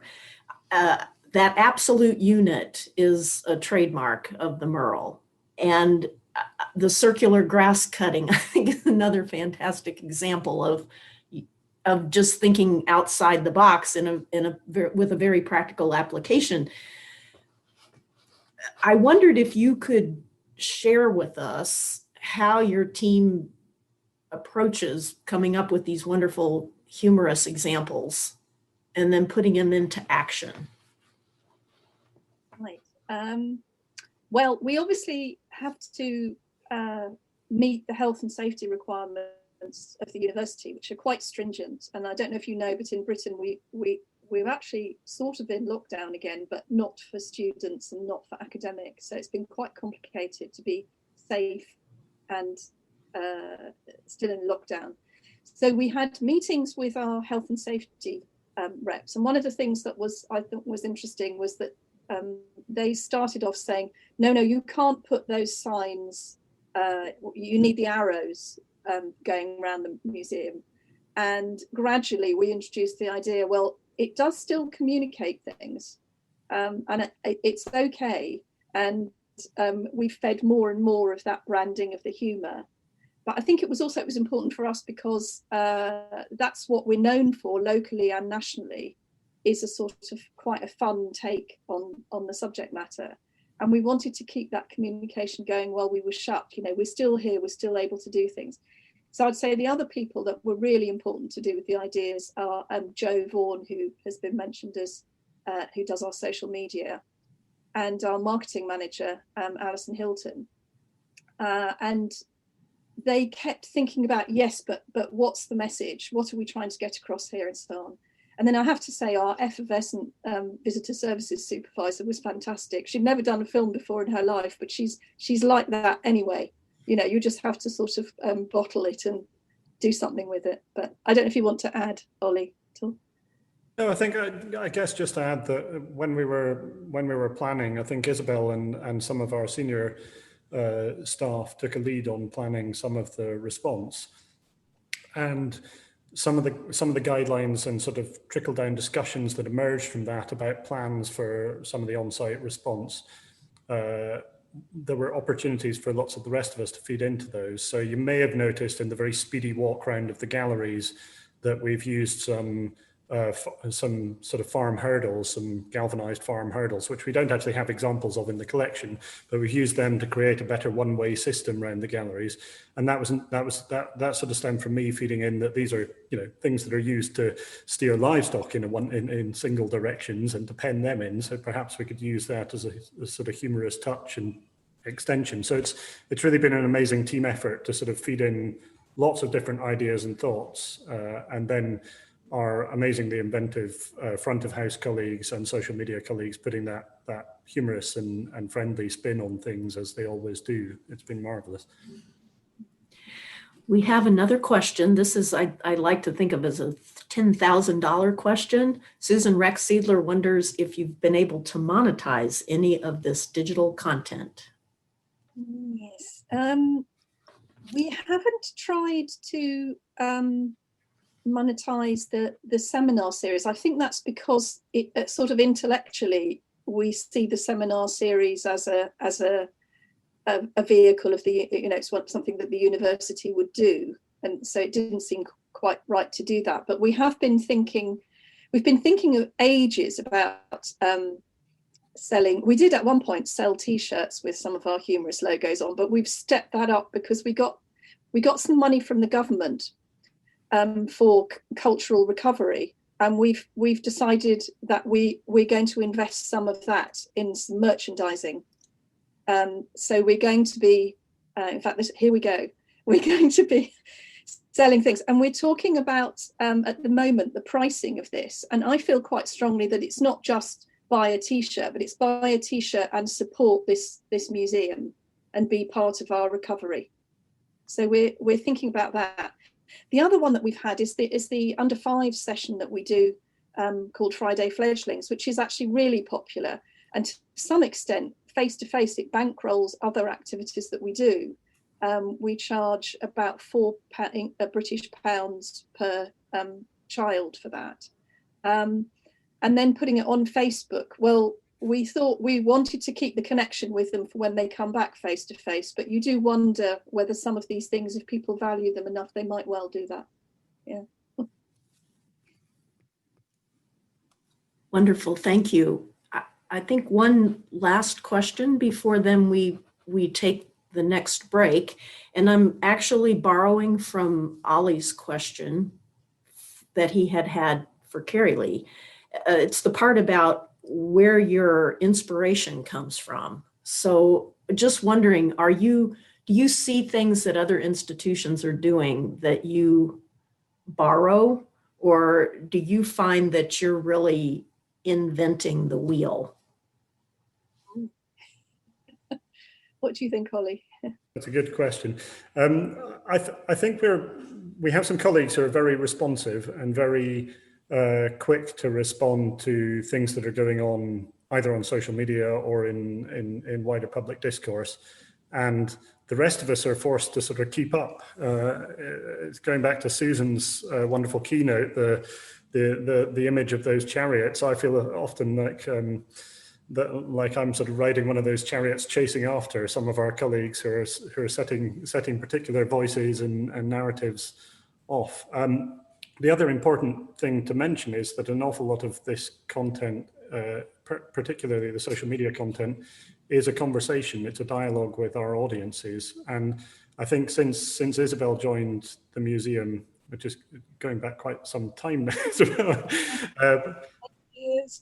Yeah, Isabel's driven forward a really amazing focus on public engagement and audience development. And I think it's that responsiveness. You know, a lot of this stems not from us, much like the sort of Animal Crossing smocks interaction. It stems from other people's creativity and their engagement and what they want to see and do. as much as it does from sort of curators like me. I mean, if it was left to me, then, you know, Merrill would be even more obscure, I suspect, than it was in the sort of early 1980s. And so we'd be going off down very navel-gazing rabbit holes of institutional history. But thankfully, other people drive things forward. Yeah. I think it's also important to have a flat structure, you know, that we do have a hierarchy, but we're not an enormous museum anyway, but we try very hard for things to be, people to be able to express things in open meetings and try things out and have that spirit of, yes, why not? Why don't we try this? Yeah. Thank you very much. We were all to be at the Merle in July. That had to be postponed. So to the end of today's programming, we'll hear a little bit more about what may exist for the future. But it's wonderful to be part of a team that is dynamic and communicates across places to come up with solutions to common challenges. So thank you for sharing the Merle story. Thank you, Carrie Lee, for sharing the Canada Agriculture and Food Museum story, and to Pete Watson for sharing the Howell Living History Farm story, which in all instances incorporated the dynamic staffs at each of those institutions and the guests who helped make them possible. Thank you. And we'll have now a short intermission, and we'll resume in a moment. Thank you.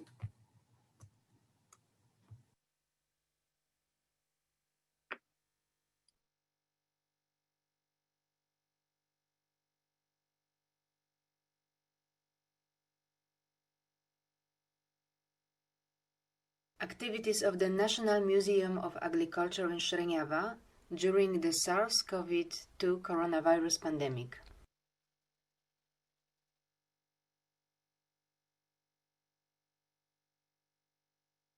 Our educational activities we divided into 4 sections: temporary exhibitions, the schedule of weekend educational activities at the museum during the COVID-19, online education, and competition for children and young people, Plant Health in Your Hands.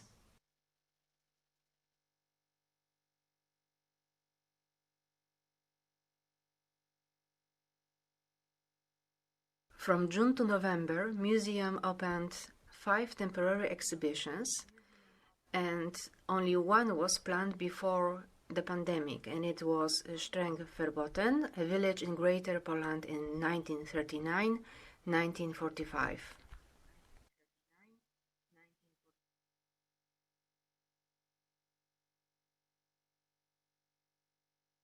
Frequent washing extends life, which is how hygiene was previously maintained. This exhibition fit great in the ubiquitous hygiene instructions and recommendations. Many props and selected exhibits from the museum's collections from the end of 19th and 20th centuries were presented. Our aim was to show the evolution and progress in the approach to careful hygiene, and that's why this exhibition was parted. Hygiene in the countryside, in the manor house, and the biggest one talks about hygiene in the PRL, the official name of the Polish state in the years 1952-1989. I think that this part was the most important for our viewers because a lot of them simply remember those times. And for example, a washing machine Frania. Today this is very simple machine, but in that time this machine signified luxury and progress.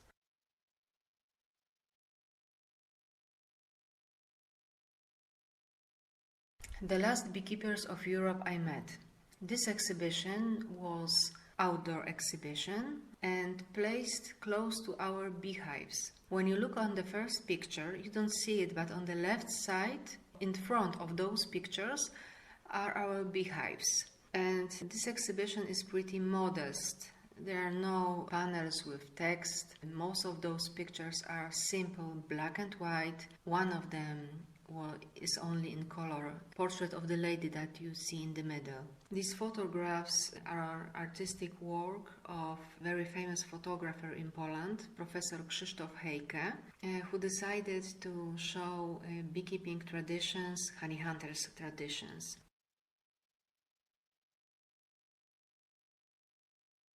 Greater Poland Uprising and Order. Another exhibition that we showed in our museum was created thanks to the cooperation with the State Archives in Poznań and the Museum of the History of the City of Poznań, in connection with the inclusion of the Greater Poland Uprising documents on the national list of the UNESCO Memory of the World Program. This exhibition included many photocopies and photos taken by Kazimierz Greger. He was known as the photographer of the Greater Poland Uprising. Our museum supplemented this exhibition by borrowed replicas of the uniforms of soldiers of the People's Guard, infantry, cavalry, machine guns and aviation. We also showed a lot of decorations and diplomas from Greater Poland Uprising in 1918-1919 that we had in our collection.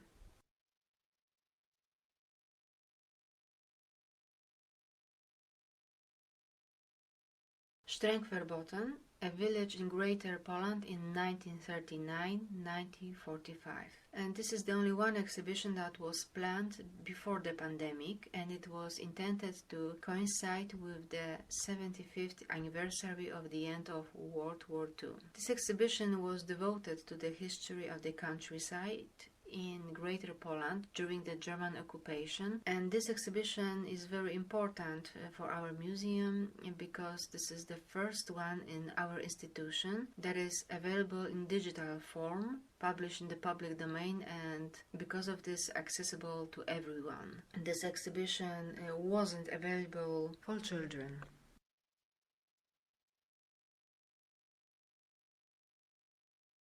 Another offer for visitors was the exhibition entitled Regional Wedding Costumes from the collection of the National Museum of Agriculture in Śreniawa. It accompanied the weekend educational activities, which will be discussed later in this presentation.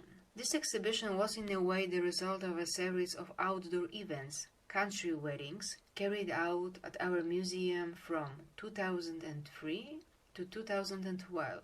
We presented the costumes of brides and grooms, for example, from Kraków-Łowicz, Kurpie weddings. The costumes on display were also accompanied by a film documenting country weddings that took place in Śreniawa during the 10 years of the series. What is very important about these events is the fact that they showed real wedding ceremonies that took place in Śreniawa.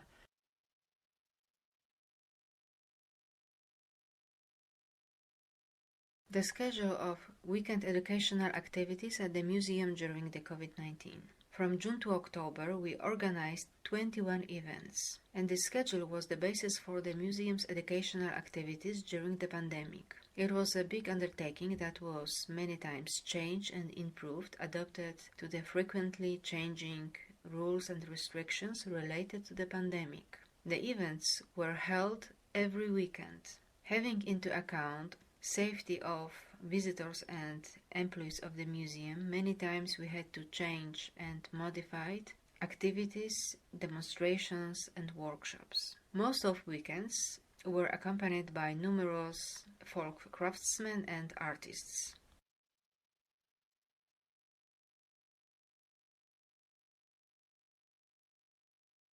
On the pictures, we showed 3 examples of educational weekends: Sheep in the Lead Role, Past Future Harvest in Śreniawa, and Weekend with Folklore.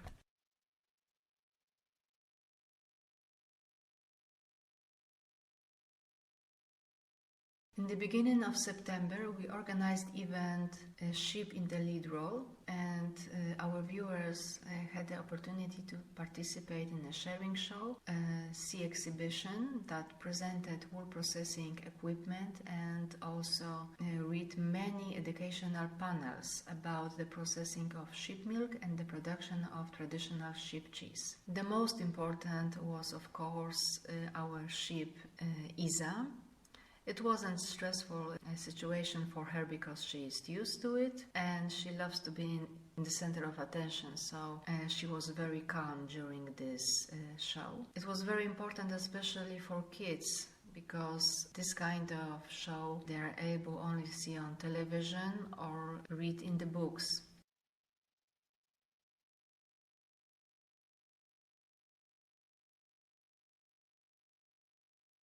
Another example of our educational weekend was Past Future Harvest in Szereniowa. Past Future was always a huge event in Szereniowa.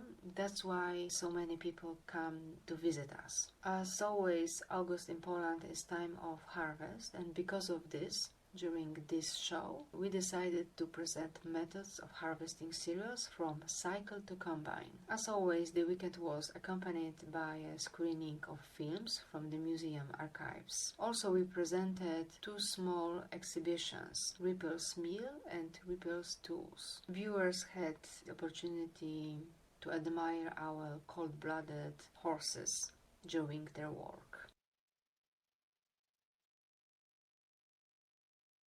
The last example of educational weekend is Weekend with Folklore. Museum in Szereniowa presents both material and non-material heritage of various regions of Poland. That's why we decided to invite folk dance group of the Poznań University of Technology, Poligrodzianie. During this weekend, visitors could also visit the exhibition of wedding costumes for young couples and see the film Country Weddings.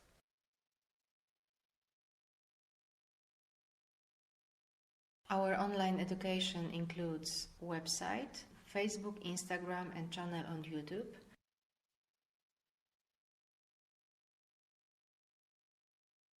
Being a member of AIMA is very important for us to share AIMA's activities with a wider audience. And this tab is for those who are interested in agricultural news from all over the world. We decided to translate some of articles from newsletter to our Polish viewers.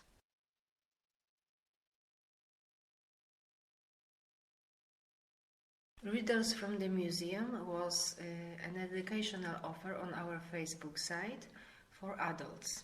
How it looked like. In the morning there were puzzles to be solved, and in the afternoon we were giving answers to them. These riddles were also supplemented by popular science notes, and because of this they became a great source of interesting information. Also because of these riddles we start to have dialogue between us, employees, and our viewers.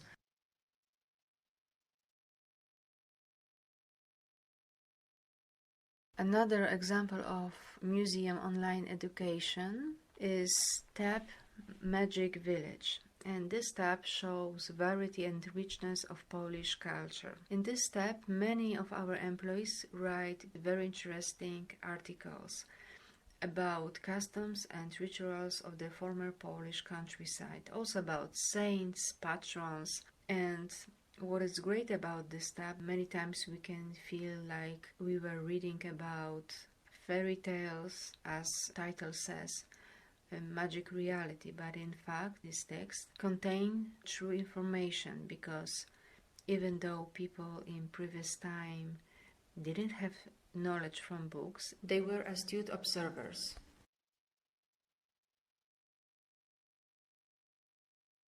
Animals in the museum. This tab is for those who love animals in our institution. We decided to make this tab for children, but as far as we know, because we get feedback from our site on Facebook, many adults read these stories, and viewer can read the story of the selected animal, watch a movie, and also consult the developed educational cards. And these stories are half true and half like fairy tale.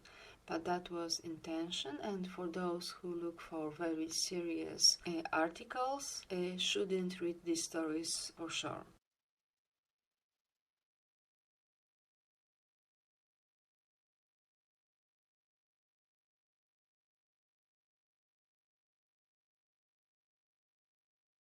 Because the year 2020 has been declared the International Year of Plant Health by the Food and Agriculture Organization of the United Nations and the International Plant Protection Convention, our museum decided to organize competition for children and young people titled Plant Health in Your Hands. More than 400 completed forms were submitted from children and young people who received awards for correct answers. We organize this competition because it's our responsibility to take part in this kind of action, because museum is a place that is famous for its fields, and very dear to us is cultivation of old plant varieties, and also we have few exhibitions devoted to plants. Thank you very much for your attention. If you have any questions, there is my email below, and please stay safe.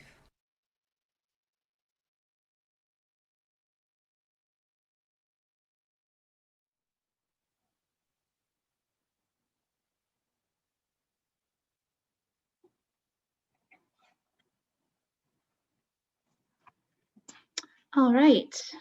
Sorry, I didn't realize I had to start speaking before the video would come up. So thank you everybody for joining us for this already session 3 in our virtual symposium for coping with crisis in agricultural museums. My name is Carolee Birchall. I'm the Director General of the Canada Agriculture and Food Museum, and I'm very proud to be Secretary General of the International Association of Agriculture Museums. Session 3 was really looking at digital pathways and how agricultural museums and historians and researchers are using digital platforms and newer technology to capture some of the histories and stories that will be so important not only to our current visitors and audiences, but also in the lineup. So Klaus Kropp, who organized today's session, is going to be presenting next. Klaus is going to be presenting on his institution that from an archaeological standpoint, but also from a community standpoint, using social media to really be engaging audiences both during some of their activities and in between activities. Klaus will now present from his Lorsham Laboratory for Experimental Archaeology in Germany. Over to you, Klaus.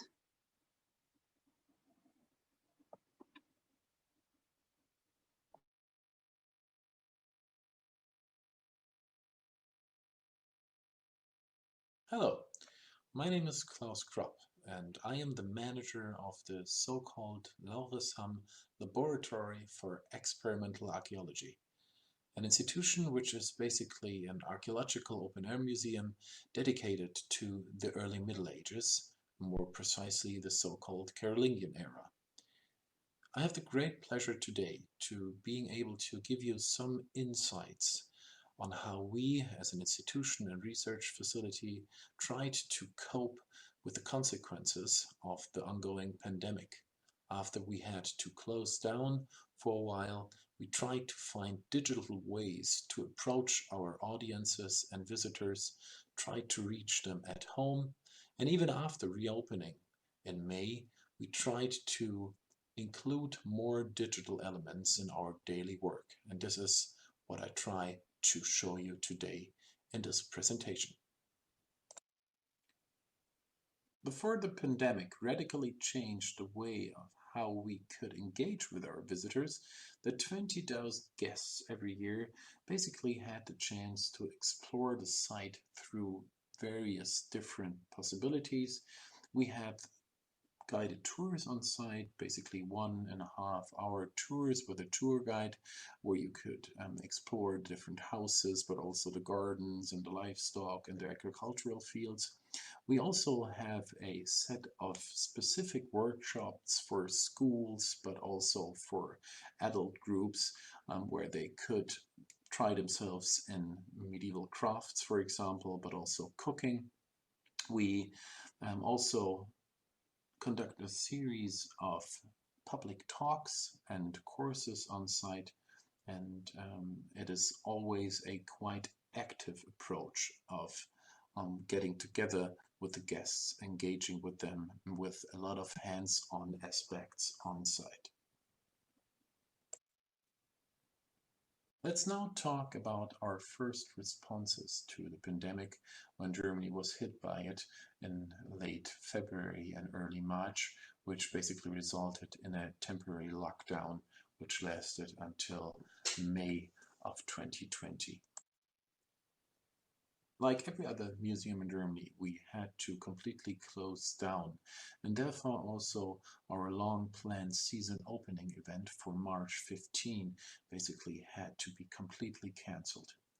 What we then tried to do was to quickly respond to the fact that the public couldn't actually enter the site, and we want to nevertheless keep the visitors in the loop on what is happening on site, on how we would react on the crisis, on how we would keep up with the fact that we nevertheless, whatever happens, had to take care of the livestock, and on how we would go on with the research projects and so on and so on. About a week after lockdown, we had the chance to present a first real response to the ongoing crisis with the implementation of the so-called Untitled digital channel, which is based on YouTube but also linked to our website and includes a set of different short clips from 2 to 5 minutes length and gives our audience a chance from their homes to get impressions of what we were doing, impressions of ongoing research projects on site, but also to answer some of the questions coping with the crisis, how we handle the situation on site and how things move forward. We were able to scale up our digital approach when we decided to actually organize a completely digital open theme day for the Open Air Laboratory, and this gave us many opportunities to test a lot of different strategies out, which I will now present to you. In order to organize the access as easy as possible for future participants, we decided to create a separate website which included all the necessary infos and manuals to join the conference. Like with the Lauersam channel, we prepared the website both in English and German to make it more international. Usually, these open days not only give visitors the chance to roam freely on site, but also fellow research partners, cooperation partners, institutions, but also our own research staff the chance to present their work in public talks in our seminar room at the visitor center. Of course, we wanted to include this possibility into the online version of the theme day also, and it was even easier to get presenters deliver their pre-recorded paper for that digital conference. We worked together with XARC in this case, an association which we're a member of, which brings together open air museums, institutions which are dedicated to experimental archaeology, but also individuals and craftsmen. They had a conference in Berlin in March where they tried out a new system, conference system, so to speak, for their purposes, in this case, Discord. It is a more chat-based version of a online, conference scheme where you would have a chance to communicate with the audience through a chat window. You would have discussion forums, you would have the possibility to moderate the process of these online presentations, to do live discussions with the presenters after the pre-recorded papers would be broadcasted. And then you would also have the chance to open separate chat rooms where the discussion could go on even after the presentation itself ended. We could therefore build on what XArc already developed in the March conference for our May conference. What was really interesting for us to experience was that the virtual theme day, with all its project presentations, papers, and virtual info booths, attracted a far more international audience than we usually would have had. More than 900 people actively participated in the two-day event, and these people came from more than 15 different countries around the globe. Another very positive aspect of this digital approach is that the echo, so to speak, of what you do lasts a lot longer. When we think about our YouTube channel and the hits of the videos we presented during the Digital Open Day, we see that even a couple of months later, now in November, we still have a lot of hits on these presentations. So we basically created a long-lasting advertising platform of our work. And also when you think about different project presentations, for example, the Rich and Thorough presentation I already showed you, you can always link it to specific parts of your website to give first-time visitors, even when they would in person have the chance to come to the site, to get first-hand and very vivid impressions of what they could expect when they get there. Let's now, in the last step, see what happened after we had the chance to reopen and what remained basically from the lessons we learned when we had to go fully digital. Let's take the first theme day after reopening as a quite good example there on how we try to incorporate all the good lessons learned from the digital version of the theme day in May in a more analog version of a theme day in this case again. What we definitely wanted was to incorporate the positive effect of these online public speeches, public talks. We then again hoped to achieve that a more international audience would be able to participate in this part of the event. I can only say that we actually managed to do so. We invited in this case a textile archaeologist which talked about the topic of tablet weaving, and we used the same digital infrastructure again. We worked again with XArc. We used Discord again, so therefore there was a pre-recorded presentation with a live discussion afterwards, and a long ongoing and still ongoing months after chat based discussion on the topic of textiles and tablet weaving. We achieved to have more than 150 participants in that public talk coming from more than 10 different countries. So from that point onward, we decided that we would always want to include these digital aspects, digital talk, and be it even in a way that we would broadcast a live talk on site digitally afterwards in order to achieve this more international scale I was talking about. What you see here is a map of our site, which includes yet another strategy we implemented. In this case, we used QR codes, which the visitors could scan throughout the day of the theme day, and which would give them a possibility to get close-up views over the shoulder of craftsmen, things they were not able to actually see with the restrictions of the corona pandemic we had to keep up with on site.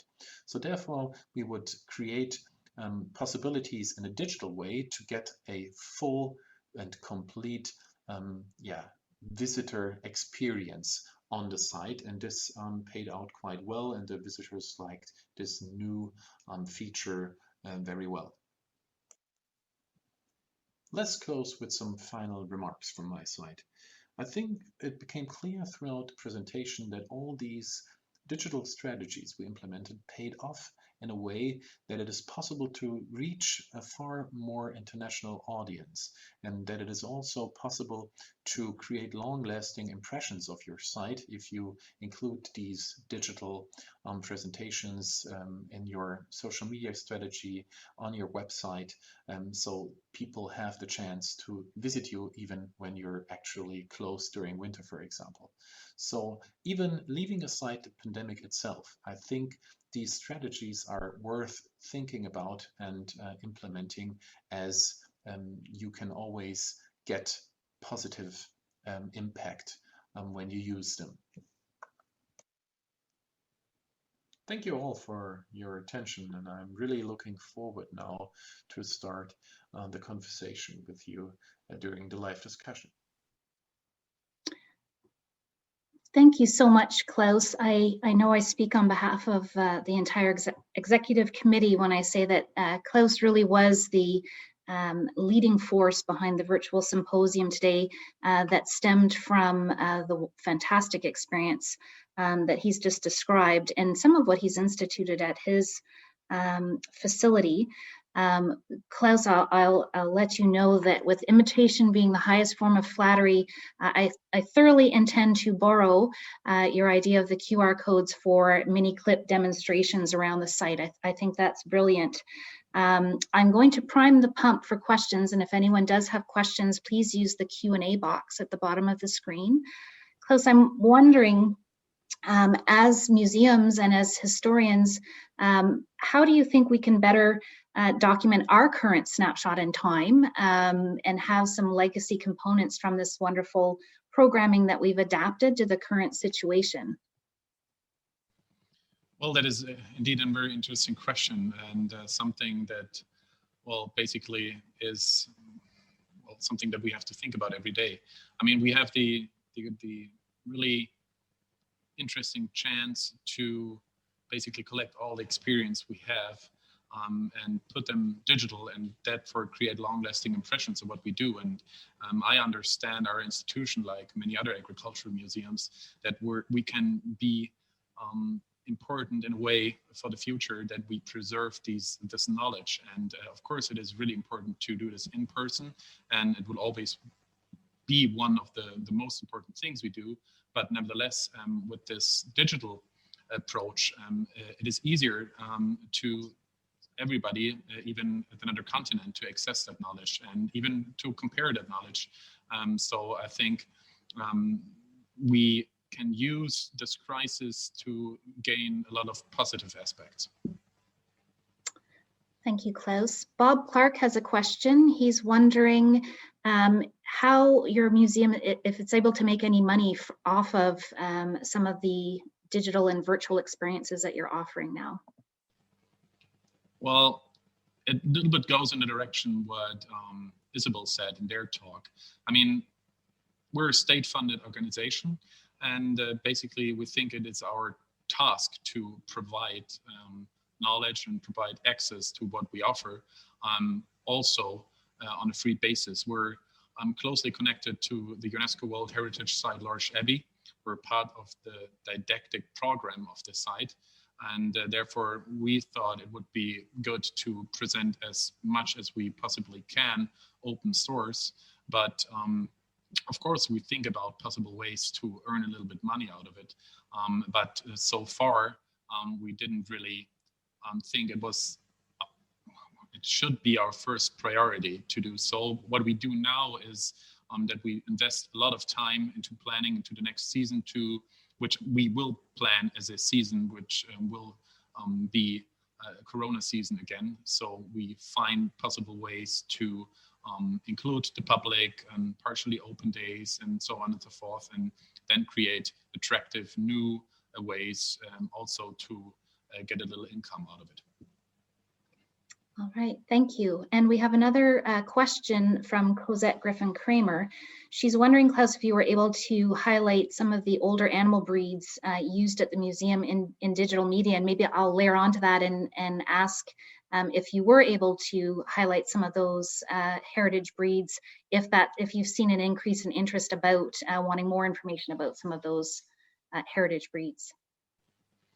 I mean, the thing is that the live animals is probably the best way to get the public on your side. I mean, when I think about when we opened our site, there was a lot of skepticism about this new institution, but basically it was our oxen, which are now also available as little stuffed animals in the museum shop, that they broke the ice and made us one part of the large experience, so to speak. And as we try to navigating in the Middle Ages, we try to, or we have to use old heritage breed to come as close as possible to what these medieval livestock looked like. So even on our website, but also in our digital approaches, we try to highlight the importance of these old breeds, especially when you think about sustainable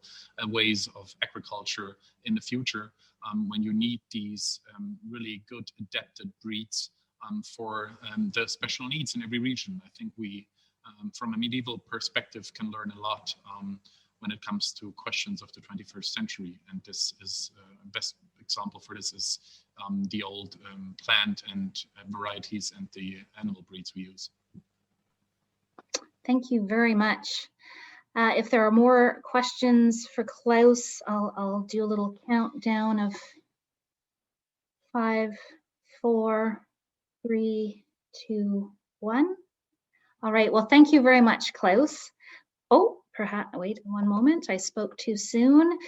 Hugh Cheap is wondering, to what extent do you feel you are influencing, even driving, scholarship in archaeology? Great question. Well, as an archaeological open air museum and as a, well, in our self-understanding research facility, I think it is a really good thing that as an open air site, we have the long-term experience we can offer to fellow scholars.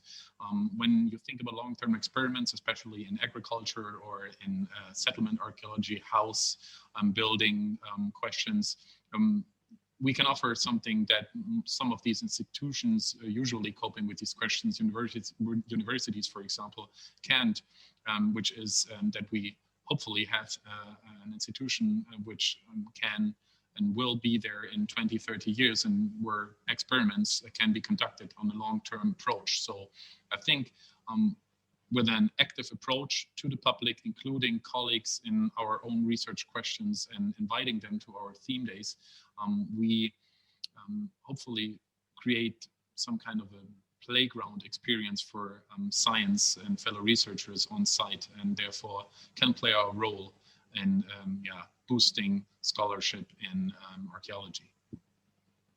Great question and answer. Thank you very much, Klaus. We'll move on to our second presentation in this session. Dr. Deborah Reed is currently the Curator of Agriculture and Environment at the Henry Ford. She's also a prolific and well-respected author and a university professor that has made a huge impact on several generations of curious minds. I've had the privilege of working with Deborah on the AIMA Executive Committee for many years and have always certainly respected her work with ALFAM and a host of other international associations.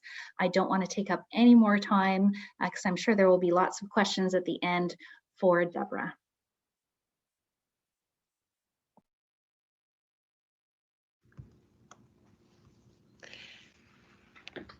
Hello, and welcome to the Agricultural Museum's virtual symposium.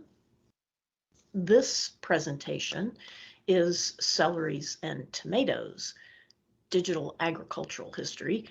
I'm Deborah Reed, Curator of Agriculture and the Environment at the Henry Ford in Dearborn, Michigan, and I want to share with you what I've been doing during COVID-19, but what the institution and I do normally, and that is prepare select items from the collection and prepare them for digitization, and then deliver them digitally via the Henry Ford's webpage for audiences throughout the world, really. I'm going to provide two very specific case studies that include a blog done on celery in Western Michigan. Western Michigan from the 1870s to the 1930s was one of the leading producers of celery in the United States. And while not discussing the content per se, you can read that in the blog. What I want to do is talk about some of the artifacts digitized and then delivered through that blog for audiences far and wide.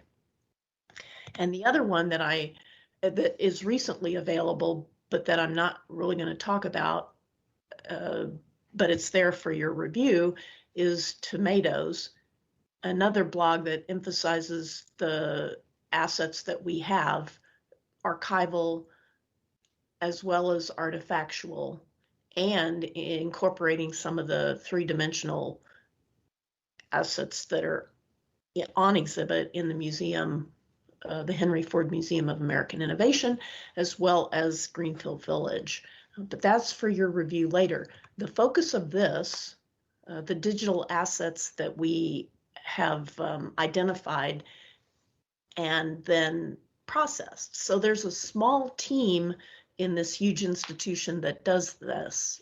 For those of you not familiar with the Henry Ford, we have, well, prior to COVID, a large staff that worked in 5 venues, including an archival research center, the Benson Ford Research Center, that manages about 5 miles in linear feet of archival material, as well as the Henry Ford Museum of American Innovation, where thousands of artifacts are on exhibit from holdings of millions, and the Greenfield Village, which is 83 acres and as many buildings that span centuries from the mid-1700s to the 1900s. Trying to determine what artifacts to feature involves a curatorial team of 8 and a registraral group that manages the cataloging, and a digitization team, both photographers for the 3-dimensional artifacts and archival processing folk that have expertise in accurate scanning. Then the catalogers, registrars, process the information or input the information into our collections database system, and that is then harvested and made available on the web. Now, all of that is done by a team of individuals, in addition to other work that they do as part of their processing of archival collections and collections management duties. The curators step back in when it comes to writing these summaries that you see here for this celery crate, and then taking these items and interpreting them. So putting them into expert sets or blogs. So you may not think this is very difficult, but when you have a box like this, how do you interpret it in this summary narrative of no more than 400 characters? It becomes an exercise in emphasis, engagement, because you want to make it appealing so that folks want to learn more, and accurate. So here's an example of a summary that I wrote for this crate, Michigan celery specifically. It was called by the law a square crate, even though it is obviously not. It was one of 6 sizes specified by the Michigan law of 1935, picking that law because this is an early 20th century crate, but its date is not known. Specific date is not known. The green celery stencil left little doubt about its contents, nor did the name celery, but growers had the incentive to pack their best product in crates that bore their name. And these ensured that the buyers, and given the time frame, it's prohibition. So from wholesale grocers to restaurant chefs and speakeasy operators, we are in an era of prohibition. They needed to satisfy their customers. So actually, by 1935, prohibition is over. That law came after prohibition ended, and yet it could have been dated before that. So anyway, these are things to provoke thought as well as engage audiences. A couple more examples will follow, but this is a summary of the specific content for each object that is also included on the internet. So in addition to the summary, you find the artifact name, if there is a creator, keywords that it is basically subject terms that you can use to find additional items relevant to this, its location, if it's on exhibit or not, the object identification number, which is the accession number, so the year of accession, the object within that accession. The 0 means that it was found in collections, and then the number of object that year, number of accession, and then the object within that accession that year. If there is a credit in terms of a donor's name or some other standard language, material, color, dimensions, and any inscriptions. So this is the standard content that is posted online for every digitized object in our collections. A few more examples. The pixelation of this does not appear when you increase the size, but I include it because the Henry Ford has a significant Heinz collection, including the home of Heinz, in which he began producing his Heinz products, and extensive archival collection. So it's one of many collections that relate to food and food processing, production and processing. And I thought I'd show you one of the celery items from that collection with the summary pulled out. And another item from that that we included in that celery blog. This is patent cereal, you could say, as opposed to patent medicine. And this was a fun summary to write. The vegetable eaten around the world attracted the attention of health food entrepreneurs like Dr. Vincent C. Price. And the Triabida Celery Food Company of Battle Creek produced this cereal. And try saying celery cereal many times fast. But if you were a vegetarian or infirm in the early 1900s, you might have sought out Dr. Price's celery cereal. And then oral interviews. We have had the pleasure of getting to know Melvin Parson better, who is a market gardener and social entrepreneur in a community near Dearborn, Ypsilanti, and Ann Arbor. And his oral interview is available in clips, and this clip discusses healthy food, including his enjoyment of celery.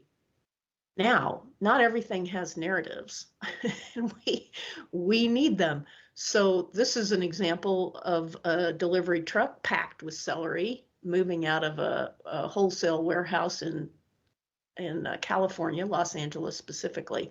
And something like this would involve me as a curator of agriculture, as well as our curator of transportation, to make sure that we are accurate in all ways in the content. And we have to do this in 400 characters or less. It's a fun activity, and one that involves an extensive amount of research to get it right. So the bigger context for this, we are fast approaching the 100,000th digitized asset, and the team is considering how to mark this milestone. And our senior curator, Donna Braden, has pose these 4 thoughts. And I think these thoughts are relevant to us, no matter what size of institution you have or how many archival or artifactual items in your collection you have. You can think of and perhaps justify a digital presence for those items, some selected, by thinking about how does digitizing an artifact in the collection lead to increased awareness of a collection, perhaps then a new acquisition or a new donation. How does it change your relationship with a donor in that their item is no longer carefully cared for in storage, but also publicly available in an additional format? Has the digitization process led to uncovered or encouraged new interpretation of the object or group of objects? And I would say that every single item I have had the pleasure of writing a summary for has caused me to think about that object in a different way, a deeper way, a more nuanced way. And then does it help you create new stories, tell stories in different ways by grouping items together? So these are things to ponder and to discuss more. If you have questions, I'm Deborah Reed, Curator of Agriculture and the Environment at the Henry Ford, and I look forward to fielding your comments and questions. Thank you. Thank you so much, Deborah. As always, a fascinating look not only into the collection that you're representing, but also your process and how you approach interpreting history through objects and images. Just a reminder to everyone that you can write your questions in the chat forum, but we prefer that it go into the Q&A that's at the bottom of your screen. I will take advantage of the fact that I have the floor and ask the first question. So Deborah, as you know, 2021 will be the International Year of Fruits and Vegetables as declared by the Food and Agricultural Organization of the United Nations. And I'm wondering your thoughts on how we, as AIMA and with other international associations, how can we collaborate internationally to showcase our collections and our stories that reflect this theme, which should resonate with all audiences? Thank you for that question. We actually jump-started this responding to the year of in 2020, largely because so many of us were shifting to digital. The Year of Fruits and Vegetables offers countless opportunities. I wonder why both fruits and vegetables in one year. Couldn't we, spread the wealth and develop our content more? But every single agricultural museum, historic site, house museum, all across the country, all across the world, has something that they could contribute to a discussion of fruits and vegetables. And we may think in agricultural museums that we should think about genetics of those and the historical research in genetics. That's a topic that we could all benefit from knowing more about. Or the same with fruits. But each of the institutions that doesn't necessarily have the living or the sample in a collection has historical information about fruits and vegetables in a context of a time in a place. And being able to share those in some organized format through the AIMA newsletters, through the Twitter chats that we started in 2020 help us connect and learn how are we similar in the historic information about those things, how are we different, and how are we working in a combined way in preservation and education about them. Thank you. We have another question from Isabel Hughes. She's sharing that they have a project at the Merle looking at how digital information is used and accessed by visitors to the website. And she's wondering if you and your colleagues at the Henry Ford have been thinking about how the digital material reaches your audiences. Well, yes, and the curators especially have been pushing for content data so that we have some stats on on which to base how much of our time do we dedicate to things, pending how many people can, are benefiting from it or accessing it. I should have shared some of that, but when I recorded this, I didn't have it. It is remarkable. I don't understand the technical way that, and maybe Brian could help with this, but you may put a Twitter chat out there and have 15 people liking it, but then that ripples out in exponential ways. They've proven that the digital content that curatorial creates is meeting an audience of, you could say, roamers, folks that stumble upon it. But it's also being used in formal educational programming with our learning and engagement division. So it reaches students in organized curriculum that we curators don't know about. We curators are really a service to the larger whole. And I can share the data. That would be maybe a good thing to include in the newsletter that will follow this symposium. And you'll see, some of our reporting. It got our attention and made us realize we need to do whatever we need to do to continue to develop this content. Right now, we are pushing out our 100,000th object. And just a quick summary, a historical resources conversation about what should be our 100,000th artifact led to selection of the 100,000th Fordson tractor that rolled off the assembly line on February 21st, 1920. And so I've had the pleasure of developing a whole bunch of content around that. That day, New Mexico passed or ratified the 19th Amendment, or what would become the 19th Amendment not long thereafter. Women drove tractors too. Also looking at 1920 census data on the value of a horse, the value of a mule, the average number of draft animals per farm, and then how many tractors existed. It's like you open this floodgate of content that can inform anyone, anywhere about the larger context of their past and bring it forward. So how does this relate to us today? Great. Deb, we have a great question from Daniel Cockrell. I think he's asking something that many museum staff probably would like to know from their own curators and from curators in other organizations. He's wondering about the selection process when choosing a specific object to showcase. Do you have a method of choosing from the enormous collection based on themes, or do the curators build a plan to review types of objects? He's certainly saying that that's an issue with the curatorial staff in when you do have a massive collection and have a large span of topics. How do you select as a curator what you're going to focus on next? It's an overwhelming decision process when you have a mountain of potential. I would say that each curator has a plan. Those have to be clearly articulated in our collections plan. That all incoming objects are digitized. So that's kind of a given, a selection process that's well constructed. But how do we deal with those 5,000 plus things, or 26 million things, what am I saying, that already exist in the collection? So we have to be very selective.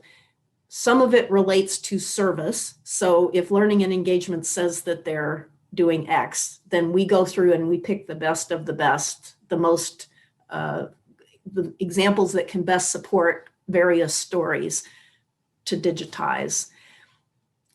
My mind is a blank about a recent example, except that Fordson tractor. Never in my wildest dreams would I have thought that the Fordson tractor would have beaten out the 50th anniversary wedding cake of Clara and Henry Ford, or a big trophy won by some race car driver in like 1932. I mean, it was a remarkable range of things that really was a testimony to the variety of materials in the Henry Ford collection. But then once others pick that tractor, I have to step up and put it into context. So that probably does not answer your question, but I think the top three would be, how do you believe others will be able to use it? How does it provide an opportunity to tell multiple stories from the one object? And then does it have that wow factor, which we know that all the past is not wow. We balance every wow with a sobering topic too. So for tractors, what about that fossil fuel? I often say that Henry Ford we could credit with helping launch this new epoch, debatable, the Anthropocene. Thanks so much, Deb. As always, very interesting. Could talk to you for hours and certainly listen to your approach. We are coming up on the last break. We're going to have some images during that health break from our other AIMA institution members.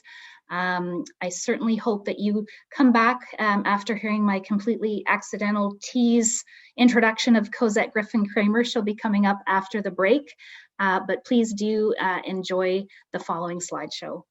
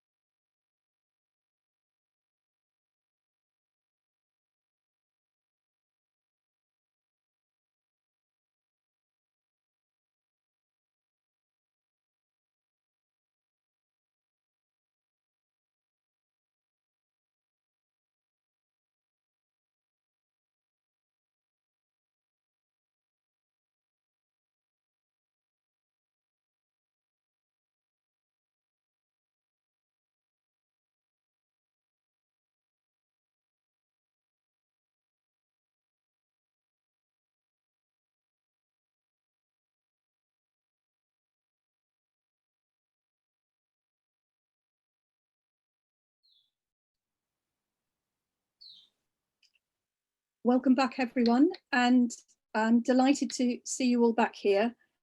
My name is Isabel Hughes, and I work at the Museum of English Rural Life, and I'm also a member of the Executive Committee. And I should like to give my thanks to everyone who's contributed today so far. What's been a really inspiring set of presentations, and I think a seamless production as well. So our session 4 is about widening the scope, and our first speaker is Cosette Griffin-Kramer, and she's at the Centre de Recherche Celtique et Breton, and she almost needs no introduction. Cosette has been an extremely valuable member of AIMA for many years. She works tirelessly on communications and newsletters, and she has the perfect title to her presentation, as she is the consummate networker, and she's going to talk to us about deep networking as a chance. Hello, my name is Cosette Griffin-Kramer, and it's a delight to be with you today to present a subject that's very close to my heart. That's doing deep networking for the AIMA. Now, AIMA members include individuals, museums in national networks, museums and associations in official ICOM networks whose communication is facilitated by ICOM support and regular meetings. Networks begin somewhere with someone, and it is well worth thinking about their structure. But first, some examples from recent AIMA experience. Now, please brace yourself for the next 2 slides, as it should be bewildering, a bit confusing, and it's meant to be, because there are so many partners.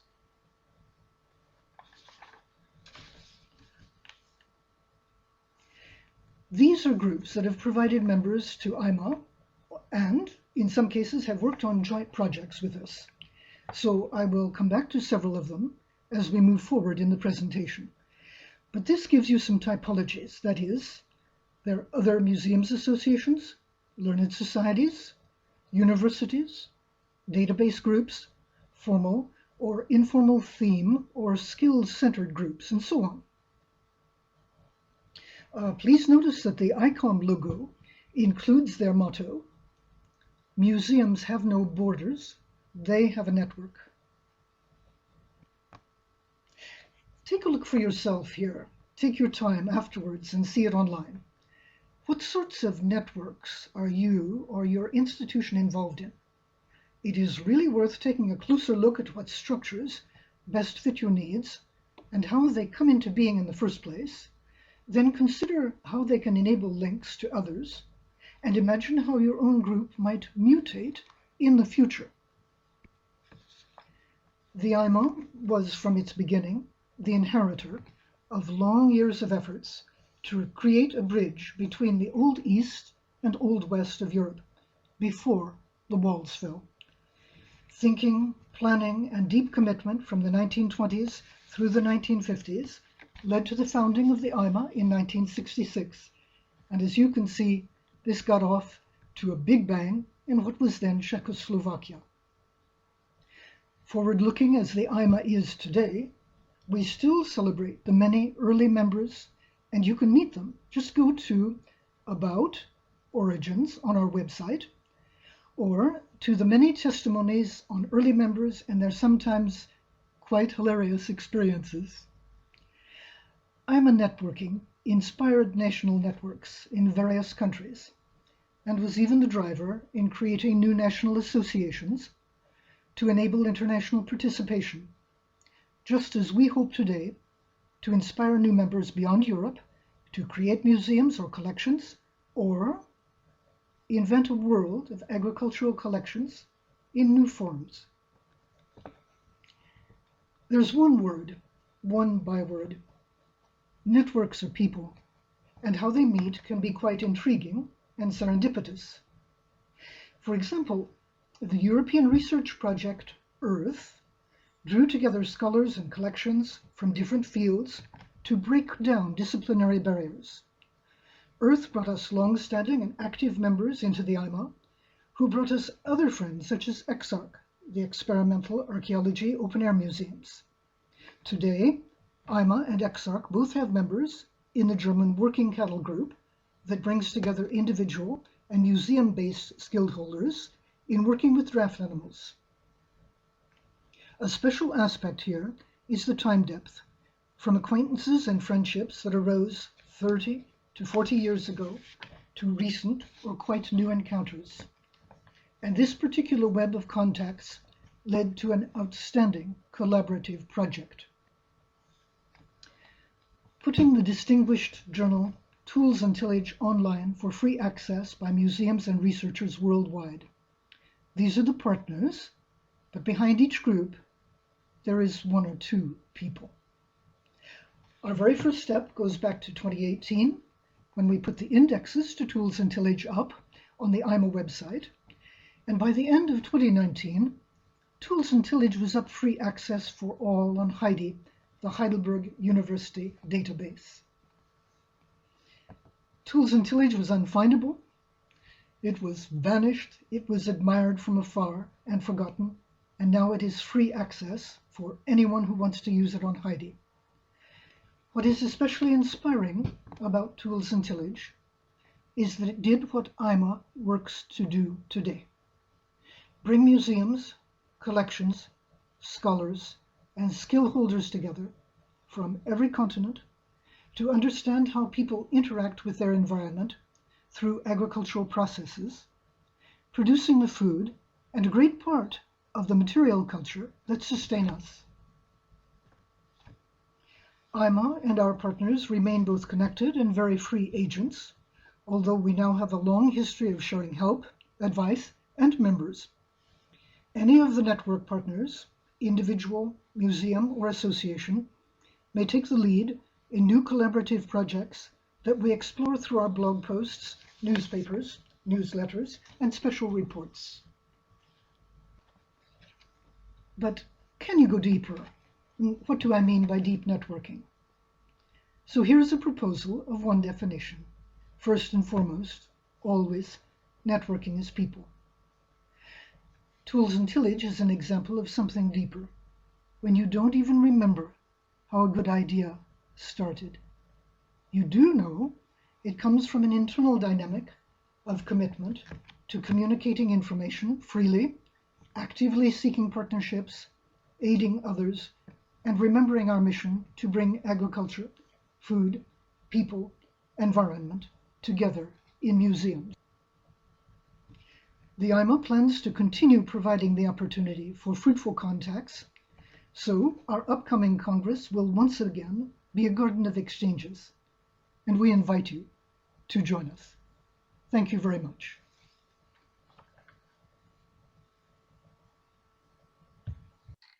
Thank you very much, Cosette. And as with other presentations, we welcome questions on the Q&A.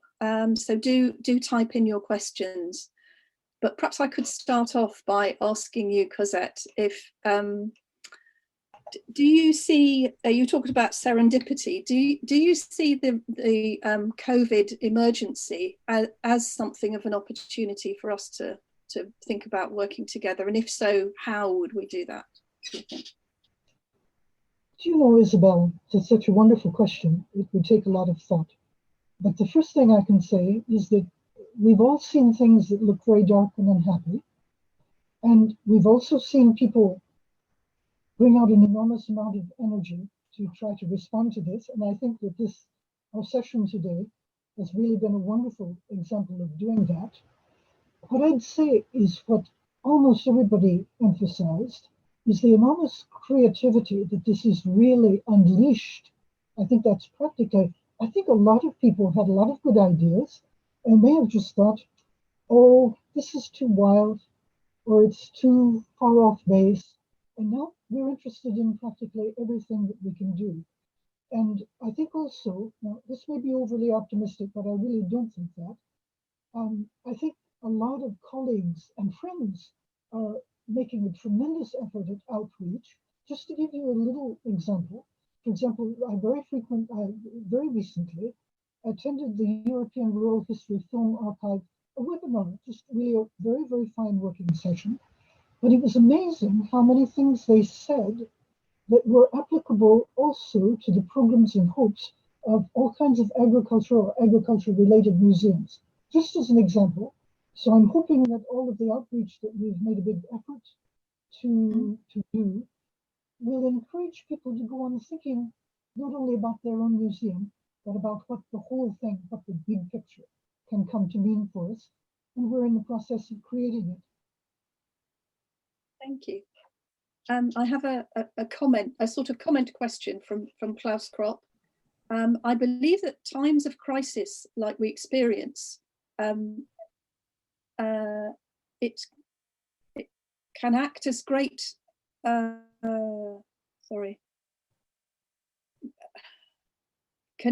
sort of deliver exactly deep networks.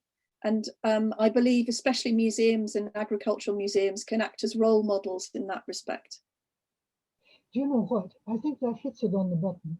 If there ever was a subject that is hot, heated, overheated, it's agriculture.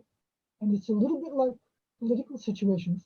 This is absolutely the time when we should be coming together to talk and create. So that's really a hope that this crisis, which is tragic for so many, will bring something for us for now and for the future. Thank you. And then I have a comment from Pierre, which I'm going to read in French. Bravo, bravo, Ms. Griffin-Kramer. Très intéressante communication. Very interesting communication. So, and then from Kerry Lee Birchall, I know that one of the challenges with successful networking is the ongoing fostering of the relationships. Could you share your best piece of advice for sustaining a deep network? Yes. When you don't feel like answering the 27th email, do it anyway. Yeah. Yes, very good advice there. Can I ask, are you plotting something else at the moment? Yes, the 28th email. Right, so it's next year's AIMA Congress. Okay.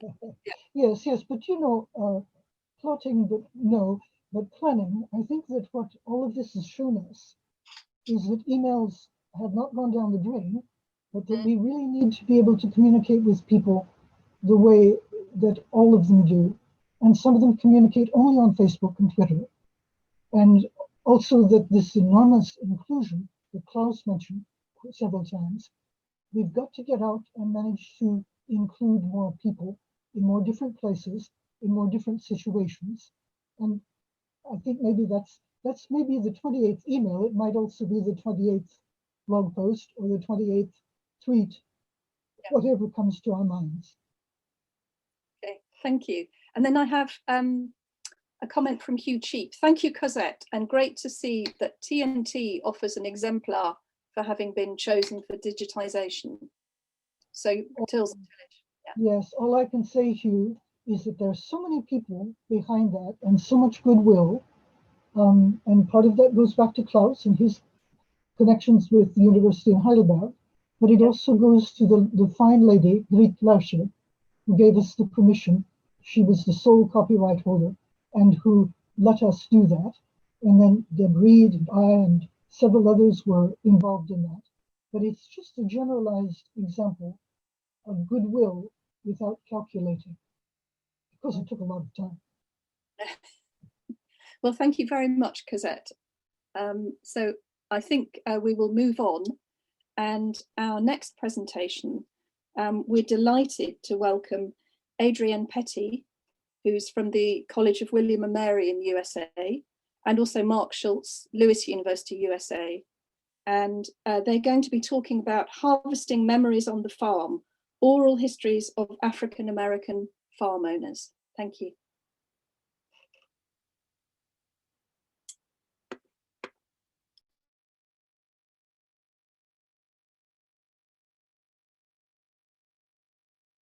Okay. Hi, I'm Mark Schultz from Lewis University. And I'm Adrienne Petty from William and Mary.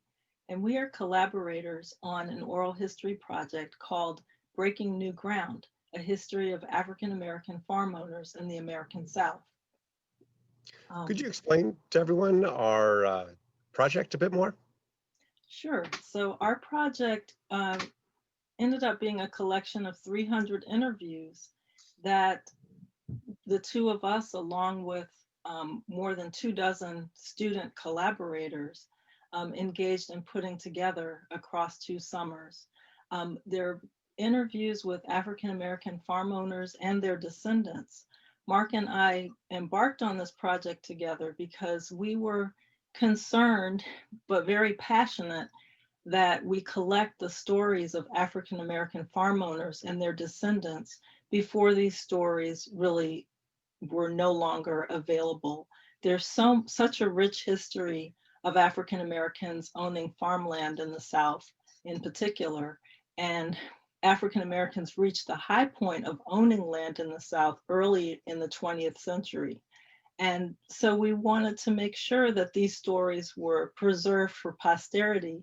We are also using these interviews for a book that we're collaborating and writing, which is tentatively also titled Breaking New Ground. And Mark, could you talk about the advantage of using oral history to tell the story of rural and agricultural spaces? Sure. A great deal of agricultural history is based on traditional archival materials, government records, statistics, census records, tax digests. These are very important. They give us the overall structure of the economy, give us a solid sense of the demographics of a community. But they leave out an awful lot of the subjective experience. They leave out the details of people's ordinary lives. They leave out the strategies that families used and the strategies that evolved over time. They leave out the way that labor was allocated within families. They leave out the way that families understood their relationship with their neighbors, how they related to the surrounding community, both in shared work, in recreation, in church affiliation. Oral history gives us all this.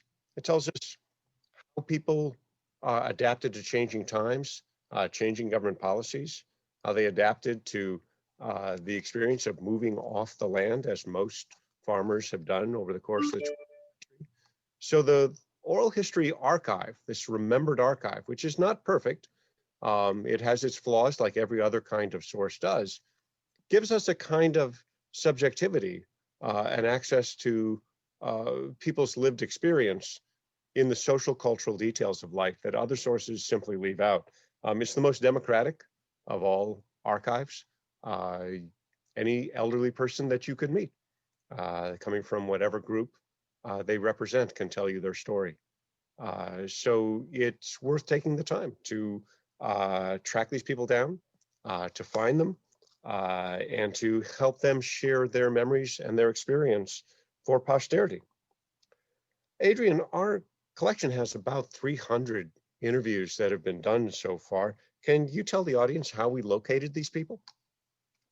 Yes, we were really fortunate to be able to draw upon the networks, the kinship networks, and just local knowledge of our research fellows.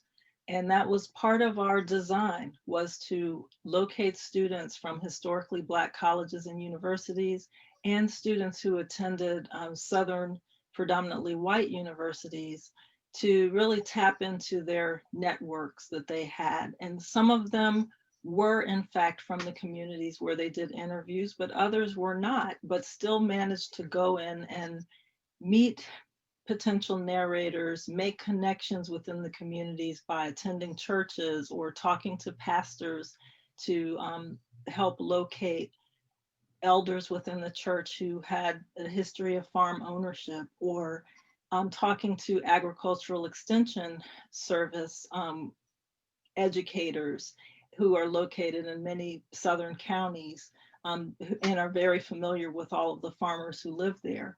And then we also had some student researchers who located farmers just by attending farmers markets And one of them I remember said, you know, always carry cash so that you can buy a little something. And that's a wonderful way to open up and get farmers to share information and maybe make some connections with farmers to interview.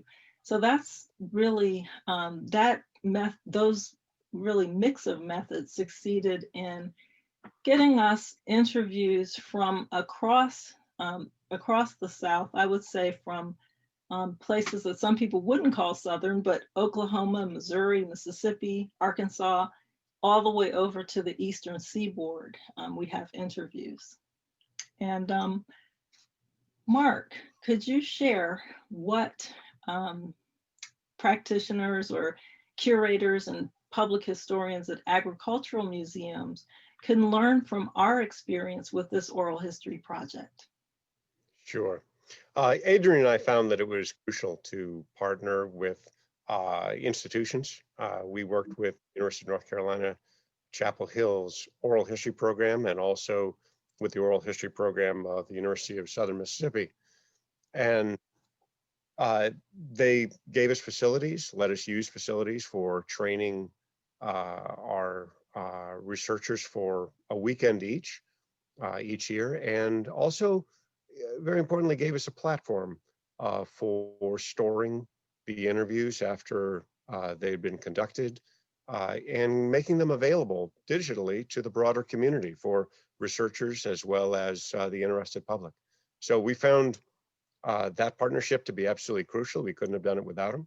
I found the partnership with Adrian to be a joyful thing. Historians tend to work alone. We're strange that way compared to scholars in other fields. And I just want to encourage people to find somebody as sharp and collegial as Adrian and give it a try. And I feel the same way, and just would like to say that a lot of this was Mark's initiation. He located the NEH Collaborative Grant and really brought me on board to a project that he'd been passionate about for a long time, and saw that I shared his interest in African American farm owners. And it took a long time even to get the grant, but we worked on it together. And so I encourage others to seek out these kinds of funding opportunities, and to, most importantly, find groups of people that you can work with in creating these kinds of collections. They're vitally important. So this is the information where you can go to the University of North Carolina Southern Oral History collection website if you would like to learn more about our project or listen to some of the interviews. And thank you very much.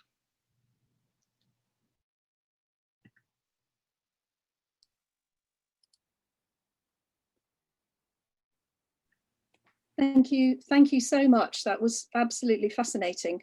And as always, questions, do put them in the Q&A.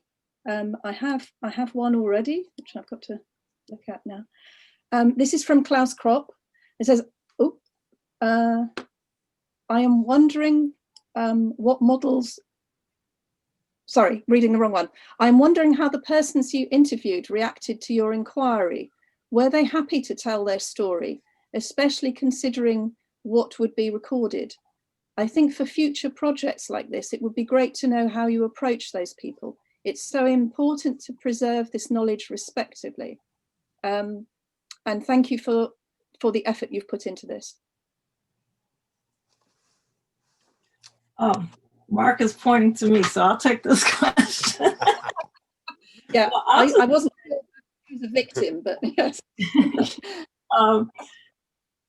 As far as I know, we really didn't have any problems finding people who were willing to share their stories. The only person, there is one narrator who I desperately would love to interview who refuses to be interviewed. And that's Timothy Pickford, who is the lead plaintiff in a lawsuit, a successful class action lawsuit on behalf of African American farmers against the Secretary of Agriculture in Bill Clinton's administration back in the 90s. He says, you know, his story is one that at great sacrifice went through the ordeal of that lawsuit and really paid a heavy price in order to bring attention to the plight of African American farm owners. And it's just a painful story for him, and he doesn't want to sit for an interview. Although I talk to him quite often, and I've learned so much just from phone conversations. I always take notes, but it's not something that I would ever use or that kind of thing. But otherwise, I mean, at least in my personal experience and with all of the students, we've had great success with getting people to open up. And even during the pandemic, I've made contact with a few farmers here in Virginia, and I'm supposed to interview one very soon. She was inspired to do research independently so that she could, be better informed for our interviews. So I'm just waiting on her to feel like she's got enough information to proceed with the interview. Brilliant, thank you. Then a question from Deb Reed. What models of other collections do you know of? I think of the Bracero collection at University of Texas, El Paso. Are there others? Well, models of other oral history projects, similar oral history projects, I would say there was a great collection done by, oh my goodness, I'm looking at my bookshelf because her name is escaping me, but it's at Dickinson College. Oh my goodness, Life and Death in the Mississippi Delta. She's a great oral historian who passed away. That'll come to me in a minute, but the other major collection in the United States is the Smithsonian Institution's National Museum of American History. Lou Ann Jones years ago did an oral history of Southern agriculture that is housed at the National Museum of American History. And Baylor University has a similar collection. Those are the ones that are coming to mind. I'm trying to find the one I know her first name was Kim. I cannot remember her last name, but anyway, those are the ones that come to mind, and I can send Deb a list. Deb knows this as well as I do anyway.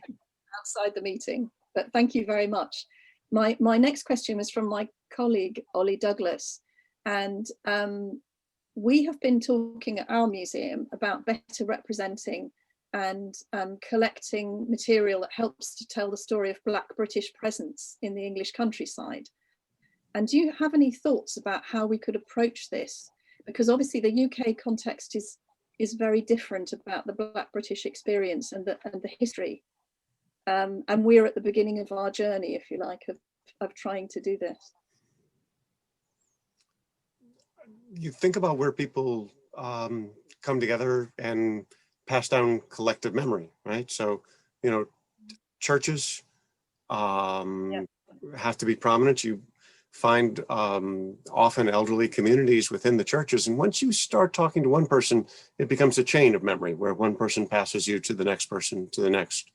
Local museums are useful. Local genealogical societies are useful. Editors of newspapers. We look for people who work for the U.S. Department of Agriculture at the local level, county extension people, especially folks who had retired. One, their memory goes back farther, and two, they have more time on their hands. But the story became just one person leads to the next. They interconnect, and then you come, instead of simply knocking on somebody's door out of the blue, well, I've already spoken to so-and-so who you know, and this person suggested I come see you. And that just seems to facilitate the conversation. Thank you. So it's more about networking again, isn't it? It's those sort of skills, isn't it? Well, I think and museums too, museums have the opportunity to engage in a lot of community engagement projects, getting to know the members of the community, even people who don't frequent the museum, trying to grow the audience. And then from there, getting those people to tap into their networks to make suggestions, or even enlisting them as interviewers to talk to relatives, both, you know, within the there, but also relatives who they've left in the diaspora, maybe people who were in the Caribbean or wherever, Canada. So just getting people to acting as a resource to connect you to people that you wouldn't necessarily have access to. Mm-hmm. And you guys have the advantage of being a magnet. You know, you draw people to you. We were independent researchers. We had to head out and find people. You have a higher profile. The people you may want to interview are coming to see you. And that gives you an opportunity to, to connect with them and help them find a way of being more invested in the museum itself. That's very true. Thank you. Thank you. Then I have a comment from Carrie Lee Birchall. I love the concept of a remembered archive. Will there be an opportunity for user-generated content to be added? I would hope that this will generate many, many more stories and family histories. Mark, you gonna take that one first? Okay, sure. Let's see. I guess that just follows up on what I said a moment ago, that, you know, people will be coming to you, and, you know, the wider, you can have people in the surrounding area invested in your institution. I think the stronger it is, the more robust, you know, your program is. So finding ways to, you know, draw them into sharing their memories, I think, is a really valuable thing. Possibly continuing to build collections, and, you know, with digital archives and clouds, it's cheap to store an enormous amount of information. It's fairly efficient to do that. And so you can help local people find ways to connect their own family stories, their own personal stories, then to the larger community story that's being built in your institution. I found too that naive interviewers are often really gifted at asking questions that professionals just don't think of asking, because they think they already know the answer, and sometimes they don't. So it's not, I don't think, essential to have, you know, a team of PhDs out there doing the interviewing. You just need somebody with some social intelligence, you know, who's able to create silent space for other people to talk. Thank you. The other thing that, you know, I think museums have an advantage over us. This is something that we should think about doing. But museums can put the information out there in digital form in the way that Mark is suggesting, and in the way that Klaus and Deborah talked about, and then maybe encourage interaction with the information through social media. One of the organizations here in the United States that does a really good job of putting interviews in bite-sized pieces for the public to engage with is the project called History Makers, which is it's an archive of oral history interviews, mostly with prominent African Americans. But they have a database that's available just to libraries, and one that's available to the public. But they break the interviews into topics. And I think it's a great model for museums, because you don't necessarily, your public doesn't necessarily want to listen to an hour-and-a-half long interview. But if you can isolate certain topics for them to engage with, that might be a way to, you know, play a short clip and then have them think about, you know, how it relates to their life, or have them interview an elder in their family. So that's the kind of things I think that museums can do even now in this environment, because it doesn't necessarily require people to come in. Thank you very much. And I've got a thank you from Deborah Reed with an exclamation mark. Okay. And then from Ollie Douglas, another thank you. Thank you for amazingly useful suggestions and ideas, an inspiring and enormously helpful project and discussion. one person leads to the next. He says, I love it. We love a bit of community engagement here at the Merle, so working with others to tap into diaspora networks and conversations sounds like excellent advice. So thank you. No, it's been a really inspiring presentation. Thank you both so much. Lots of ideas for us to take forward. Well, thank you for having us. It's a pleasure. Oh, one more thing to look for is family reunions are a fabulous place to pass a tape recorder around some kind of recording device. They're already there Right. in the past. Brilliant. I've written a lot down here. Yeah, thank you very much. Thank you.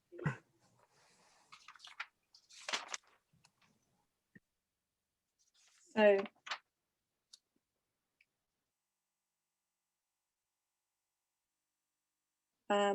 we'll be moving on to our last presentation, and I'm just waiting for a slide to come up, but I can talk about it anyway. It's been put together by another of our colleagues on the AIMA committee, from Surajit Sarkar, who is Associate Professor at the Centre for Community Knowledge at Ambedkar University in Delhi. And his network includes Vijay Pratap Singh, who's co-founder of Ekgoon, which is a social enterprise providing utility services for rural households particularly. And also Nirupama Medwell, Principal Director at INTAC, which is the Indian National Trust for Art and Cultural Heritage. And those of us who are on the committee were very fortunate to have a trip to Delhi hosted by Surajit, but we met Nirupama while we were there and were very inspired by her work. So we wanted to share some of that with you. So we have a presentation next.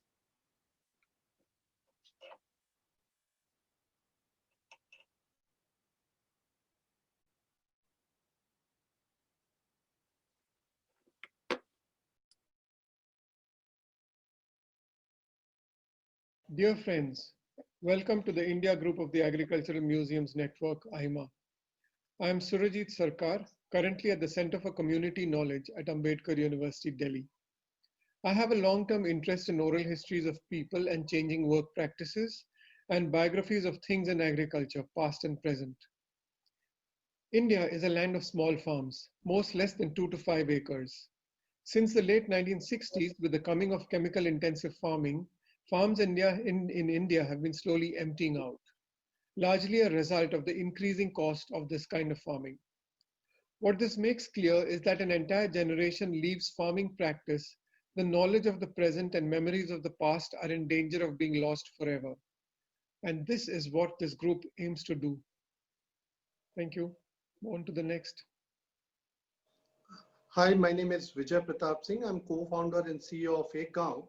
Ekgoon works with small farmers through a technology-enabled supply chain system, where we are trying to build a market-led ecosystem of services which allows farmers to access market while practicing their sustainable farm practices, including seed, which is part of local traditions and local ecosystem. And we have been trying to reach out to helping farmers to reach out to this market and helping increase their income from the farm, putting their practices into production systems. Hello, I'm Nirupama Modwell. I work with Intangible Cultural Heritage at INTAC, which stands for the Indian National Trust for Art and Cultural Heritage. Our goal with my colleagues in the India group is to start documenting, collecting, and archiving the knowledge of agro practices and traditional farming wisdom residing with communities across India. We feel that traditional and local knowledge and skills of smallholder farmers offer multiple benefits and learnings for the way we approach farming now and in the future. These archived collections would be a step towards retaining this knowledge and exploring means to reintroduce and incorporate it in modern farming in ways that could benefit small farmers, conserve natural resources, and address sustainability concerns. Thank you. Over 60% of India's 770 million population depends upon agriculture-based livelihood. Post-COVID-19, Additional 80 millions who have migrated to cities have made a comeback and joined the farm workforce. This population is largely constituted of small and marginal farmers who also form the backbone of India's food supply chain. Most of these uh, farmers make a production at a loss making venture where the high cost of input which have increased over 200 times in last 70 years, whereas selling cost has just increased by 20 times. Monocropping has further depleted the nutrient resource of the soil, leaving severe degradation and reduction in groundwater table, leading to desertification. Farms have divided over years within family members, and the average farm holding is less than 1.7 acre per farmer, which is below the sustainable limit to feed a family. Hence, diversification of income is a necessity. While productivity remains low, income from for household over years have been reducing and now stands at only $24 per month, which is annually $288. This, in short, is the gist of problems in Indian farming ecosystem.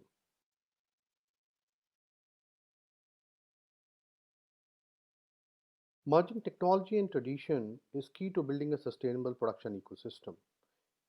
And the key to sustainability are crop adaptability to the local environment and ecosystem, resources such as soil, water, and weather, crop demand in the local market, and the value-added ecosystem that exists, crop diversity, which will help both de-risk market price, disease and pest risk, and help the nutrient recycling as well. Then knowledge systems, traditional knowledge system of crop ecology, pest and disease, irrigation management, crop management, and most important site-specific nutrient management, plus practices related to harvesting and storage, would help in building sustainability of the production ecosystem. Market access, local market are the most sustainable form of securing revenue to the farmers. And the closer the supply chain, the lesser the risk associated with the crop to get better returns.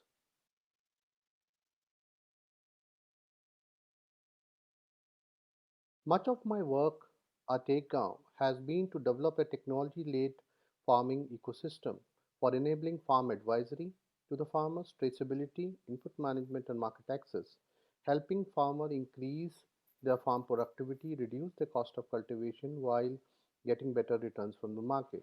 We've been able to increase farm income by up to 70%, adding to the already small income that the farmers derive from the markets. The most important aspect of our work with the farmers has been to embed traditional knowledge system, cropping practices, and the local ecology into consideration to de-risk farming for the farmers.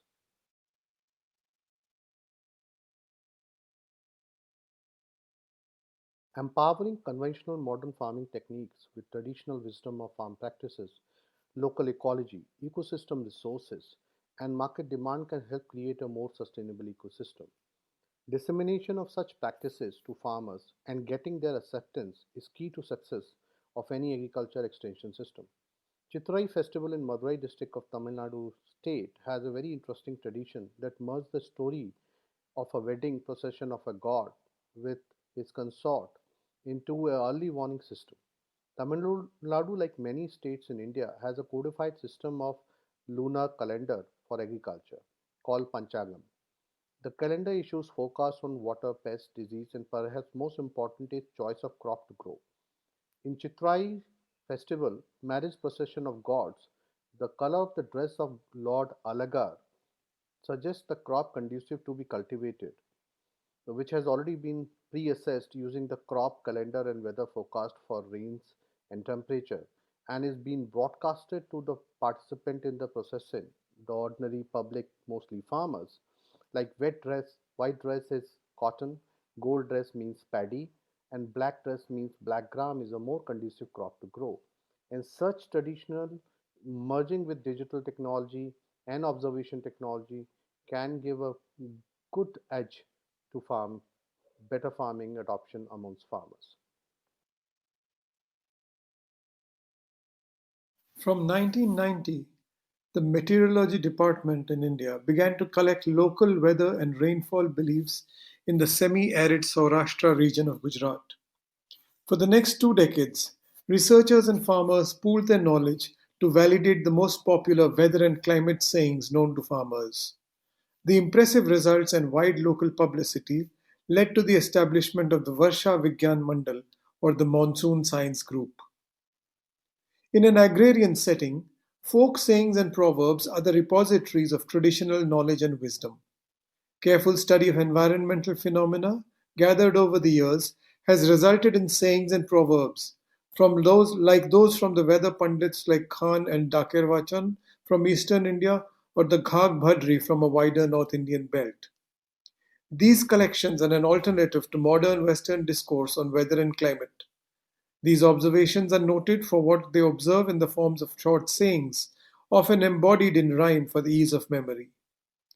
Today, these sayings and nuggets of knowledge can serve as an entry into the fields of environmental consciousness, farming knowledge systems, and the history of rain and weather.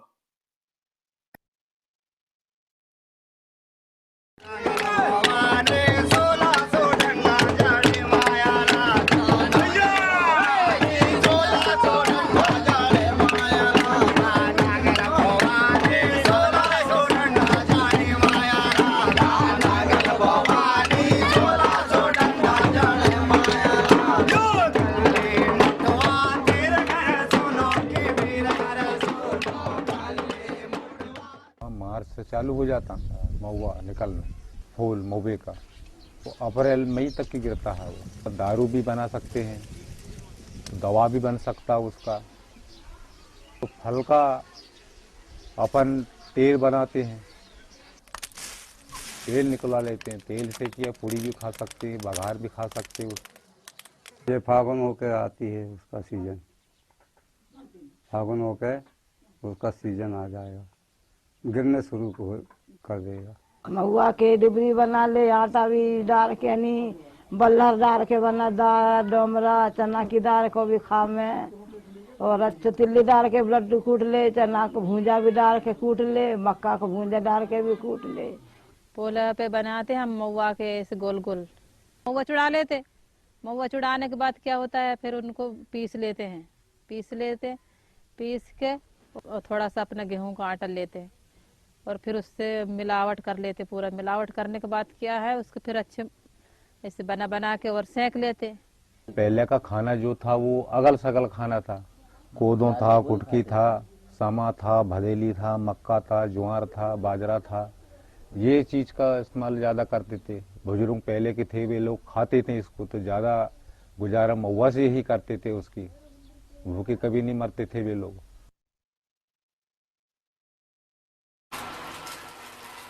दादाजी रामोजी खोब्रगड़े विदर्भ के गांव नांदेड़ के जाने माने किसान हैं। किसानों के बीच उनकी अच्छी ख्याति है। उन्होंने 1 दशक पहले धान की किस्मों में से एक को विकसित किया था। उसका नाम उस समय की लोकप्रिय HMT घड़ी पर रखा गया। धान की यह किस्म मध्य भारत की करीब 10 लाख हेक्टेयर जमीन में बोई जाती है।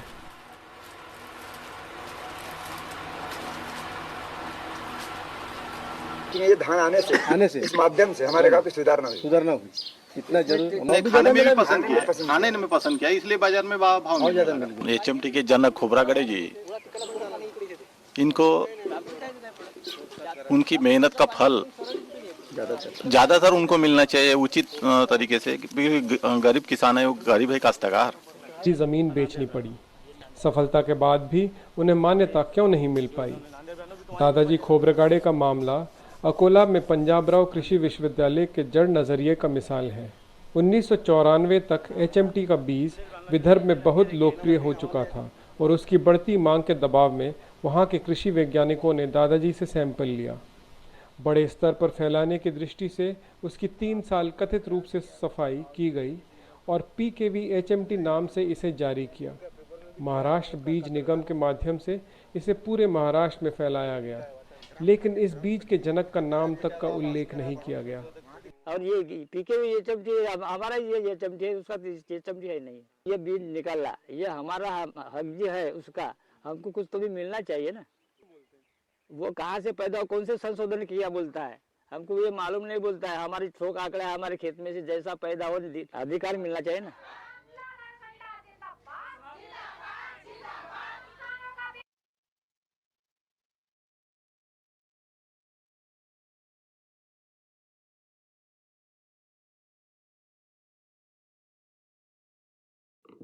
Hello again. My section of the presentation is to primarily acquaint you with our plans to start collecting and archiving traditional farming knowledge and practices from across India in an effort to preserve this know-how. The images you see are from a village in Assam in northeast India, where we documented, among other things, how the Boro community here stores seeds, their knowledge of the local varieties of rice, their methods of cultivation, and different winnowing techniques. In a workshop at Kokrajhar in Assam with local farmers and observers, we learned about the distinct rice varieties and their benefits, and the common agricultural tools and implements used in the region. In a visit to a Rajbangshi village near Kokrajhar, again in Assam, we were treated to an array of dishes prepared from rice to mark the harvest festival of Bhogali Bihu in the region. And it was indeed fascinating for us to witness how quickly the delicious community feast was produced from scratch by our hosts. These are screenshots of an online intangible cultural heritage archive we are currently working on, and we hope to replicate and develop a farming heritage archive along these lines. Of course, looking at just the different agri-climatic zones within India, such a project is enormous in scope, but we hope to get there eventually. Another recent documentation by us was a film on the rice cultures of Meghalaya, Assam, and Nagaland, 3 states in northeast India, which looks at the significance of rice in all aspects of life for the communities here, linked as it is to local lore, rituals, festivals, and foods. We also came across many seed banks, traditional granaries, different methods of cultivation, and an inherent ethos of conservation. So these are the kind of recordings we hope to take up elsewhere as well. This same film looks at the utilization of water in a difficult terrain, the optimum use of the paddy fields made by the local farmers, the storage of rice for future use, and the justification for jhum cultivation for many of the communities here. A short clip from the film follows this slide.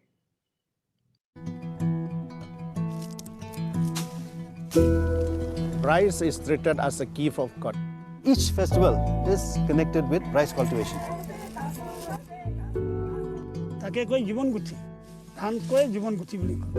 Interestingly, in the Maso society, 32 or 35 clans.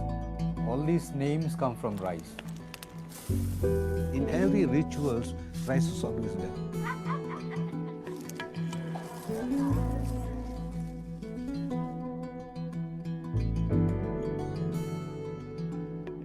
Siangode dengtang wo kota ya kota plani bersih tau bersih kurang pelaha bersih kun zaman tu ya kota plenga.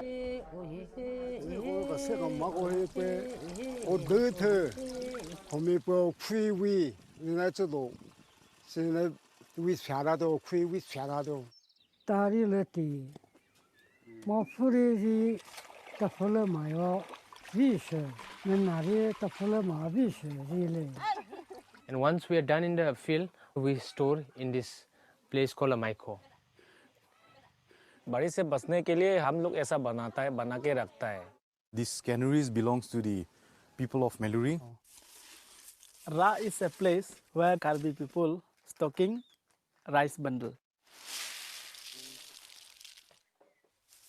It's around 8 to 9 kilo after milling in our village. Even from 20, 30 years before rice bundle also they are keeping. এই পুৰণা ধানত 20 মোন পাব কিন্তু আপুনি পুৰণা ধানটো এপোৱা খাওক পেট ভৰি গল কিন্তু নতুন ধানত আপুনি আধা কেজি চাউল খাব লাগিব There is one variety which we call it shpemtha, which we can keep it for 50-60 years also. Though it is eatable but not tasty. You won't find any taste in it. চাই বনাবলৈ আকৌ হেৰি তুং আৰু খেৰ লাগে খেৰ পুৰিছো তাকে আপোনালোকক মানে জনাই দিছো আৰু ভালকে গৰম তংগেল তুলাং তন য় তুলাং তুপপ আইনা তুপপ ময়া নাম them লাংগেল দুলাং মপপ দিলাংকা কাম্পপ Sukriya mul parang meromdo irgap amsulang inggap Mayanam dam langgel dulang mepop zilaga kampop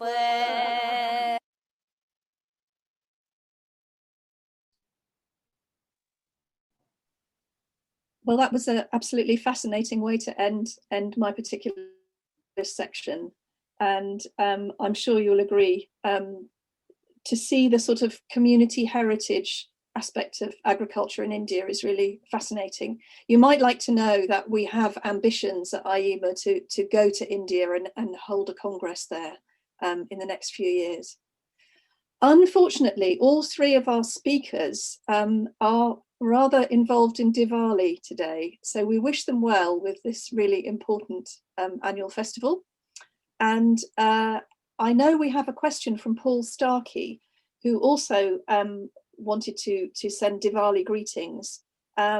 He says, I appreciate your emphasis on Indigenous knowledge. How do the scientific and agrochemical stakeholders react to your research and resources?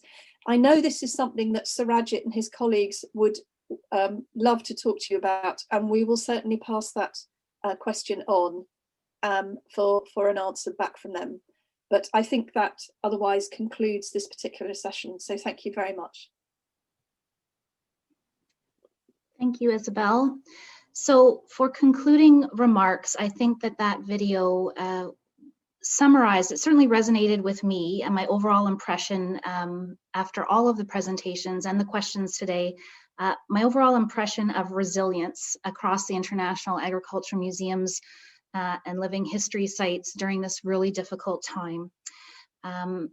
The common theme for coping with crisis seems to be that this has been a time for deep introspection for museums and cultural organizations. We've heard about all of our organizations adapting our programming, certainly changing our business models, having new health and safety protocols in place, developing new partnerships. It has been difficult. I think we all have witnessed some of our favorite museums closing, and we all know some colleagues that unfortunately have lost their positions due to the COVID-19 crisis. It's also been an incredibly inspirational time. It has been a time of creativity being unleashed. As our keynote speaker, Susan Rexedler, said, museums are seen as a trusted source of information, education, and recreation. Now is the time for us to test and assess new digital platforms, share our resources and lessons learned, and support our peers and our communities. I would be remiss if I did not thank all of the presenters and participants to the sessions today. I think it certainly has resonated as well with the AIMA mission to facilitate international collaboration and sharing of expertise. The fact that we had engagement with participants and audiences from across North America, Europe, and Asia today, despite time zone challenges, is a marker of the requirement and the necessity to continue to reach out during these times and moving forward. A special thank you has to go out to Klaus Kropp for leading the coordination of the symposium, and to my brilliant colleague, Brian Ragg, who has been valiantly taking care of technical issues as we went along during today's first virtual symposium for AIMA. I'd also like to thank all of the AIMA members and executive committee that contributed ideas towards today's topic and how we would proceed. We will be asking you to share your information or ideas on how we can continue to collaborate together. I certainly would like to remind everyone as well that there were 2 special edition newsletters put together. You can find them on our AIMA website. They were put together in the spring and summer months called Coping with Crisis. You'll find some additional information there. And I would also encourage you to sign up for our blogs or to sign up for our Twitter account, where we will be proactively encouraging collaboration and idea sharing over the coming months and years. In conclusion, please keep proactively being resilient. We would hope that you continue to foster creativity, to boldly share ideas and lessons learned, and to continue to preserve heritage and serve our communities. It's so important. With that, I will say santé à vous tous. I hope that everyone continues to stay engaged and healthy.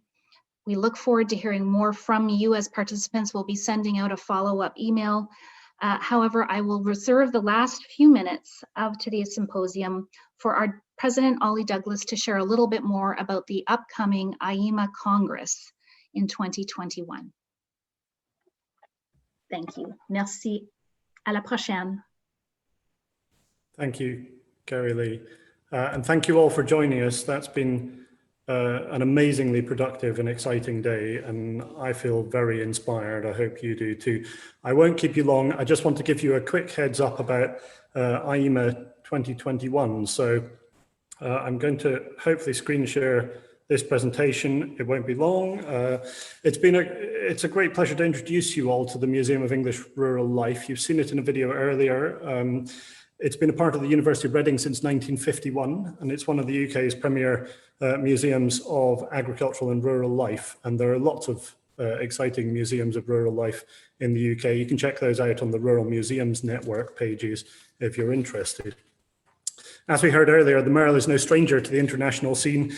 In recent years, our digital engagement has been something of a global success, as some of you will know. So even if you aren't familiar with the Merle as an institution, you might well be familiar with this absolute unit of a ram and with our expansive presence on social media. We've been very much looking forward to opening the Merle's doors once again to our amazing, diverse and inspiring colleagues from the AIMA. And during our time at the helm of this long-established organisation, we've seen significant progress in expanding its digital presence and its global reach, working with such an inspiring bunch of amazing colleagues on the executive committee. Just before the so-called hot summer of 1976, so I'm taking you back some time, and the hotly contested US presidential elections of that same autumn, the Merle actually played host to the AIMA and to the 4th International Congress of Agricultural Museums.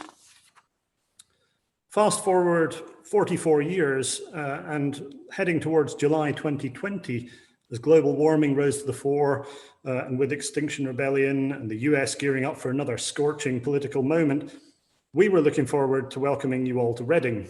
Sadly, the global pandemic forced us to postpone AIMA 2020, as Deb remarked earlier. And this should have been the 19th International Congress, but that was in favour of planning for AIMA 2021. So next July, on the 45th anniversary of that first Reading-based Congress, we look forward to welcoming you on site and in person if we're able to do so, or to opening our doors to you digitally and building on the successes of today's amazing online event. One way or another, we'll be hosting AIMA 2021, and we'll be relying on you, our participants, our discussants, our speakers, our fellow agricultural museums, and most of all, our AIMA membership to turn up the heat and bring friendship, debate, and a rich exchange of approaches, ideas, and views. As far as possible, we plan to replicate the event as was intended for 2020. So we'll be sticking to the overarching theme of past and future agricultures, inviting all those whose papers had been accepted to offer the same papers or to resubmit new talks, perhaps inspired by some recent changes. And we hope to retain the same 3 keynote speakers. That's Adam Sutherland, the Director of Drysdale Arts at the top there, Adam Kazari, who was a colleague here at the Merle for some time and is now based at the Royal Academy of Arts in London and was the mind behind that absolute unit of a tweet. And Nirupama Mudwell, who we heard in the last presentation, a colleague of Surajit Sarkar's, as shown here, who leads on intangible cultural heritage at INTAC in India. So really exciting content coming up. So whether we're here in Reading together or meeting online, there'll be plenty of opportunities to get a feel for our displays and their local and international connections. And that's a Chicago-built Reaper in the foreground there. Again, whatever 2021 might bring will ensure that we find creative and innovative ways to share our approaches to audiences, engagement, and the complex histories that underpin our practice here at the Merrill. And whether we're welcoming you in a virtual way or here on site, we'll introduce you to our extraordinary collections and to the new and exciting directions and plans we have for our institution. So please join us for AIMA 2021, and it'll be our great pleasure to introduce you to the Museum of English Rural Life in its 70th year, to invite you to help us celebrate this anniversary moment, and to ask you to help shape our future as an agricultural museum, and to play host to the magnificent work of the AIMA as it grows and flourishes. We hope to make use of the amazing and diverse advice we've been privy to this afternoon to meet many of the challenges we face in coming months so that we can bring this event to fruition. And I, for one, feel confident that we can make AIMA 2021 an event and congress worthy of the amazing and inspiring cohort of people we've heard from today, and one well worth being part of. So please join us for Past and Future Agricultures at the Merrill in July 2021. Watch this space for more details. As Kerry Lee said, you can follow us on Twitter at Museums AIMA. You can also check us out on our website. And I will leave it there.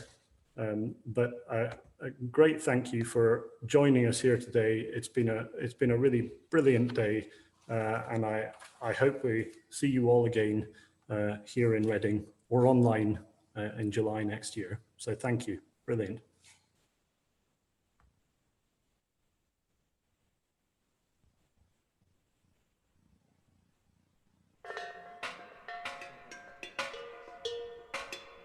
Skep.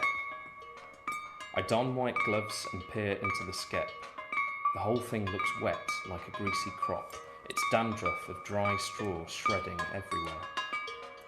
The inside still smells faintly of wax. A layer of filth reminds me of crusted cattle milk. I notice the label reads, Livestock, bees. Death is sweet. That's something you learn young on a farm. Tiny pieces of honeycomb have dried to a crisp and turned black as scabs.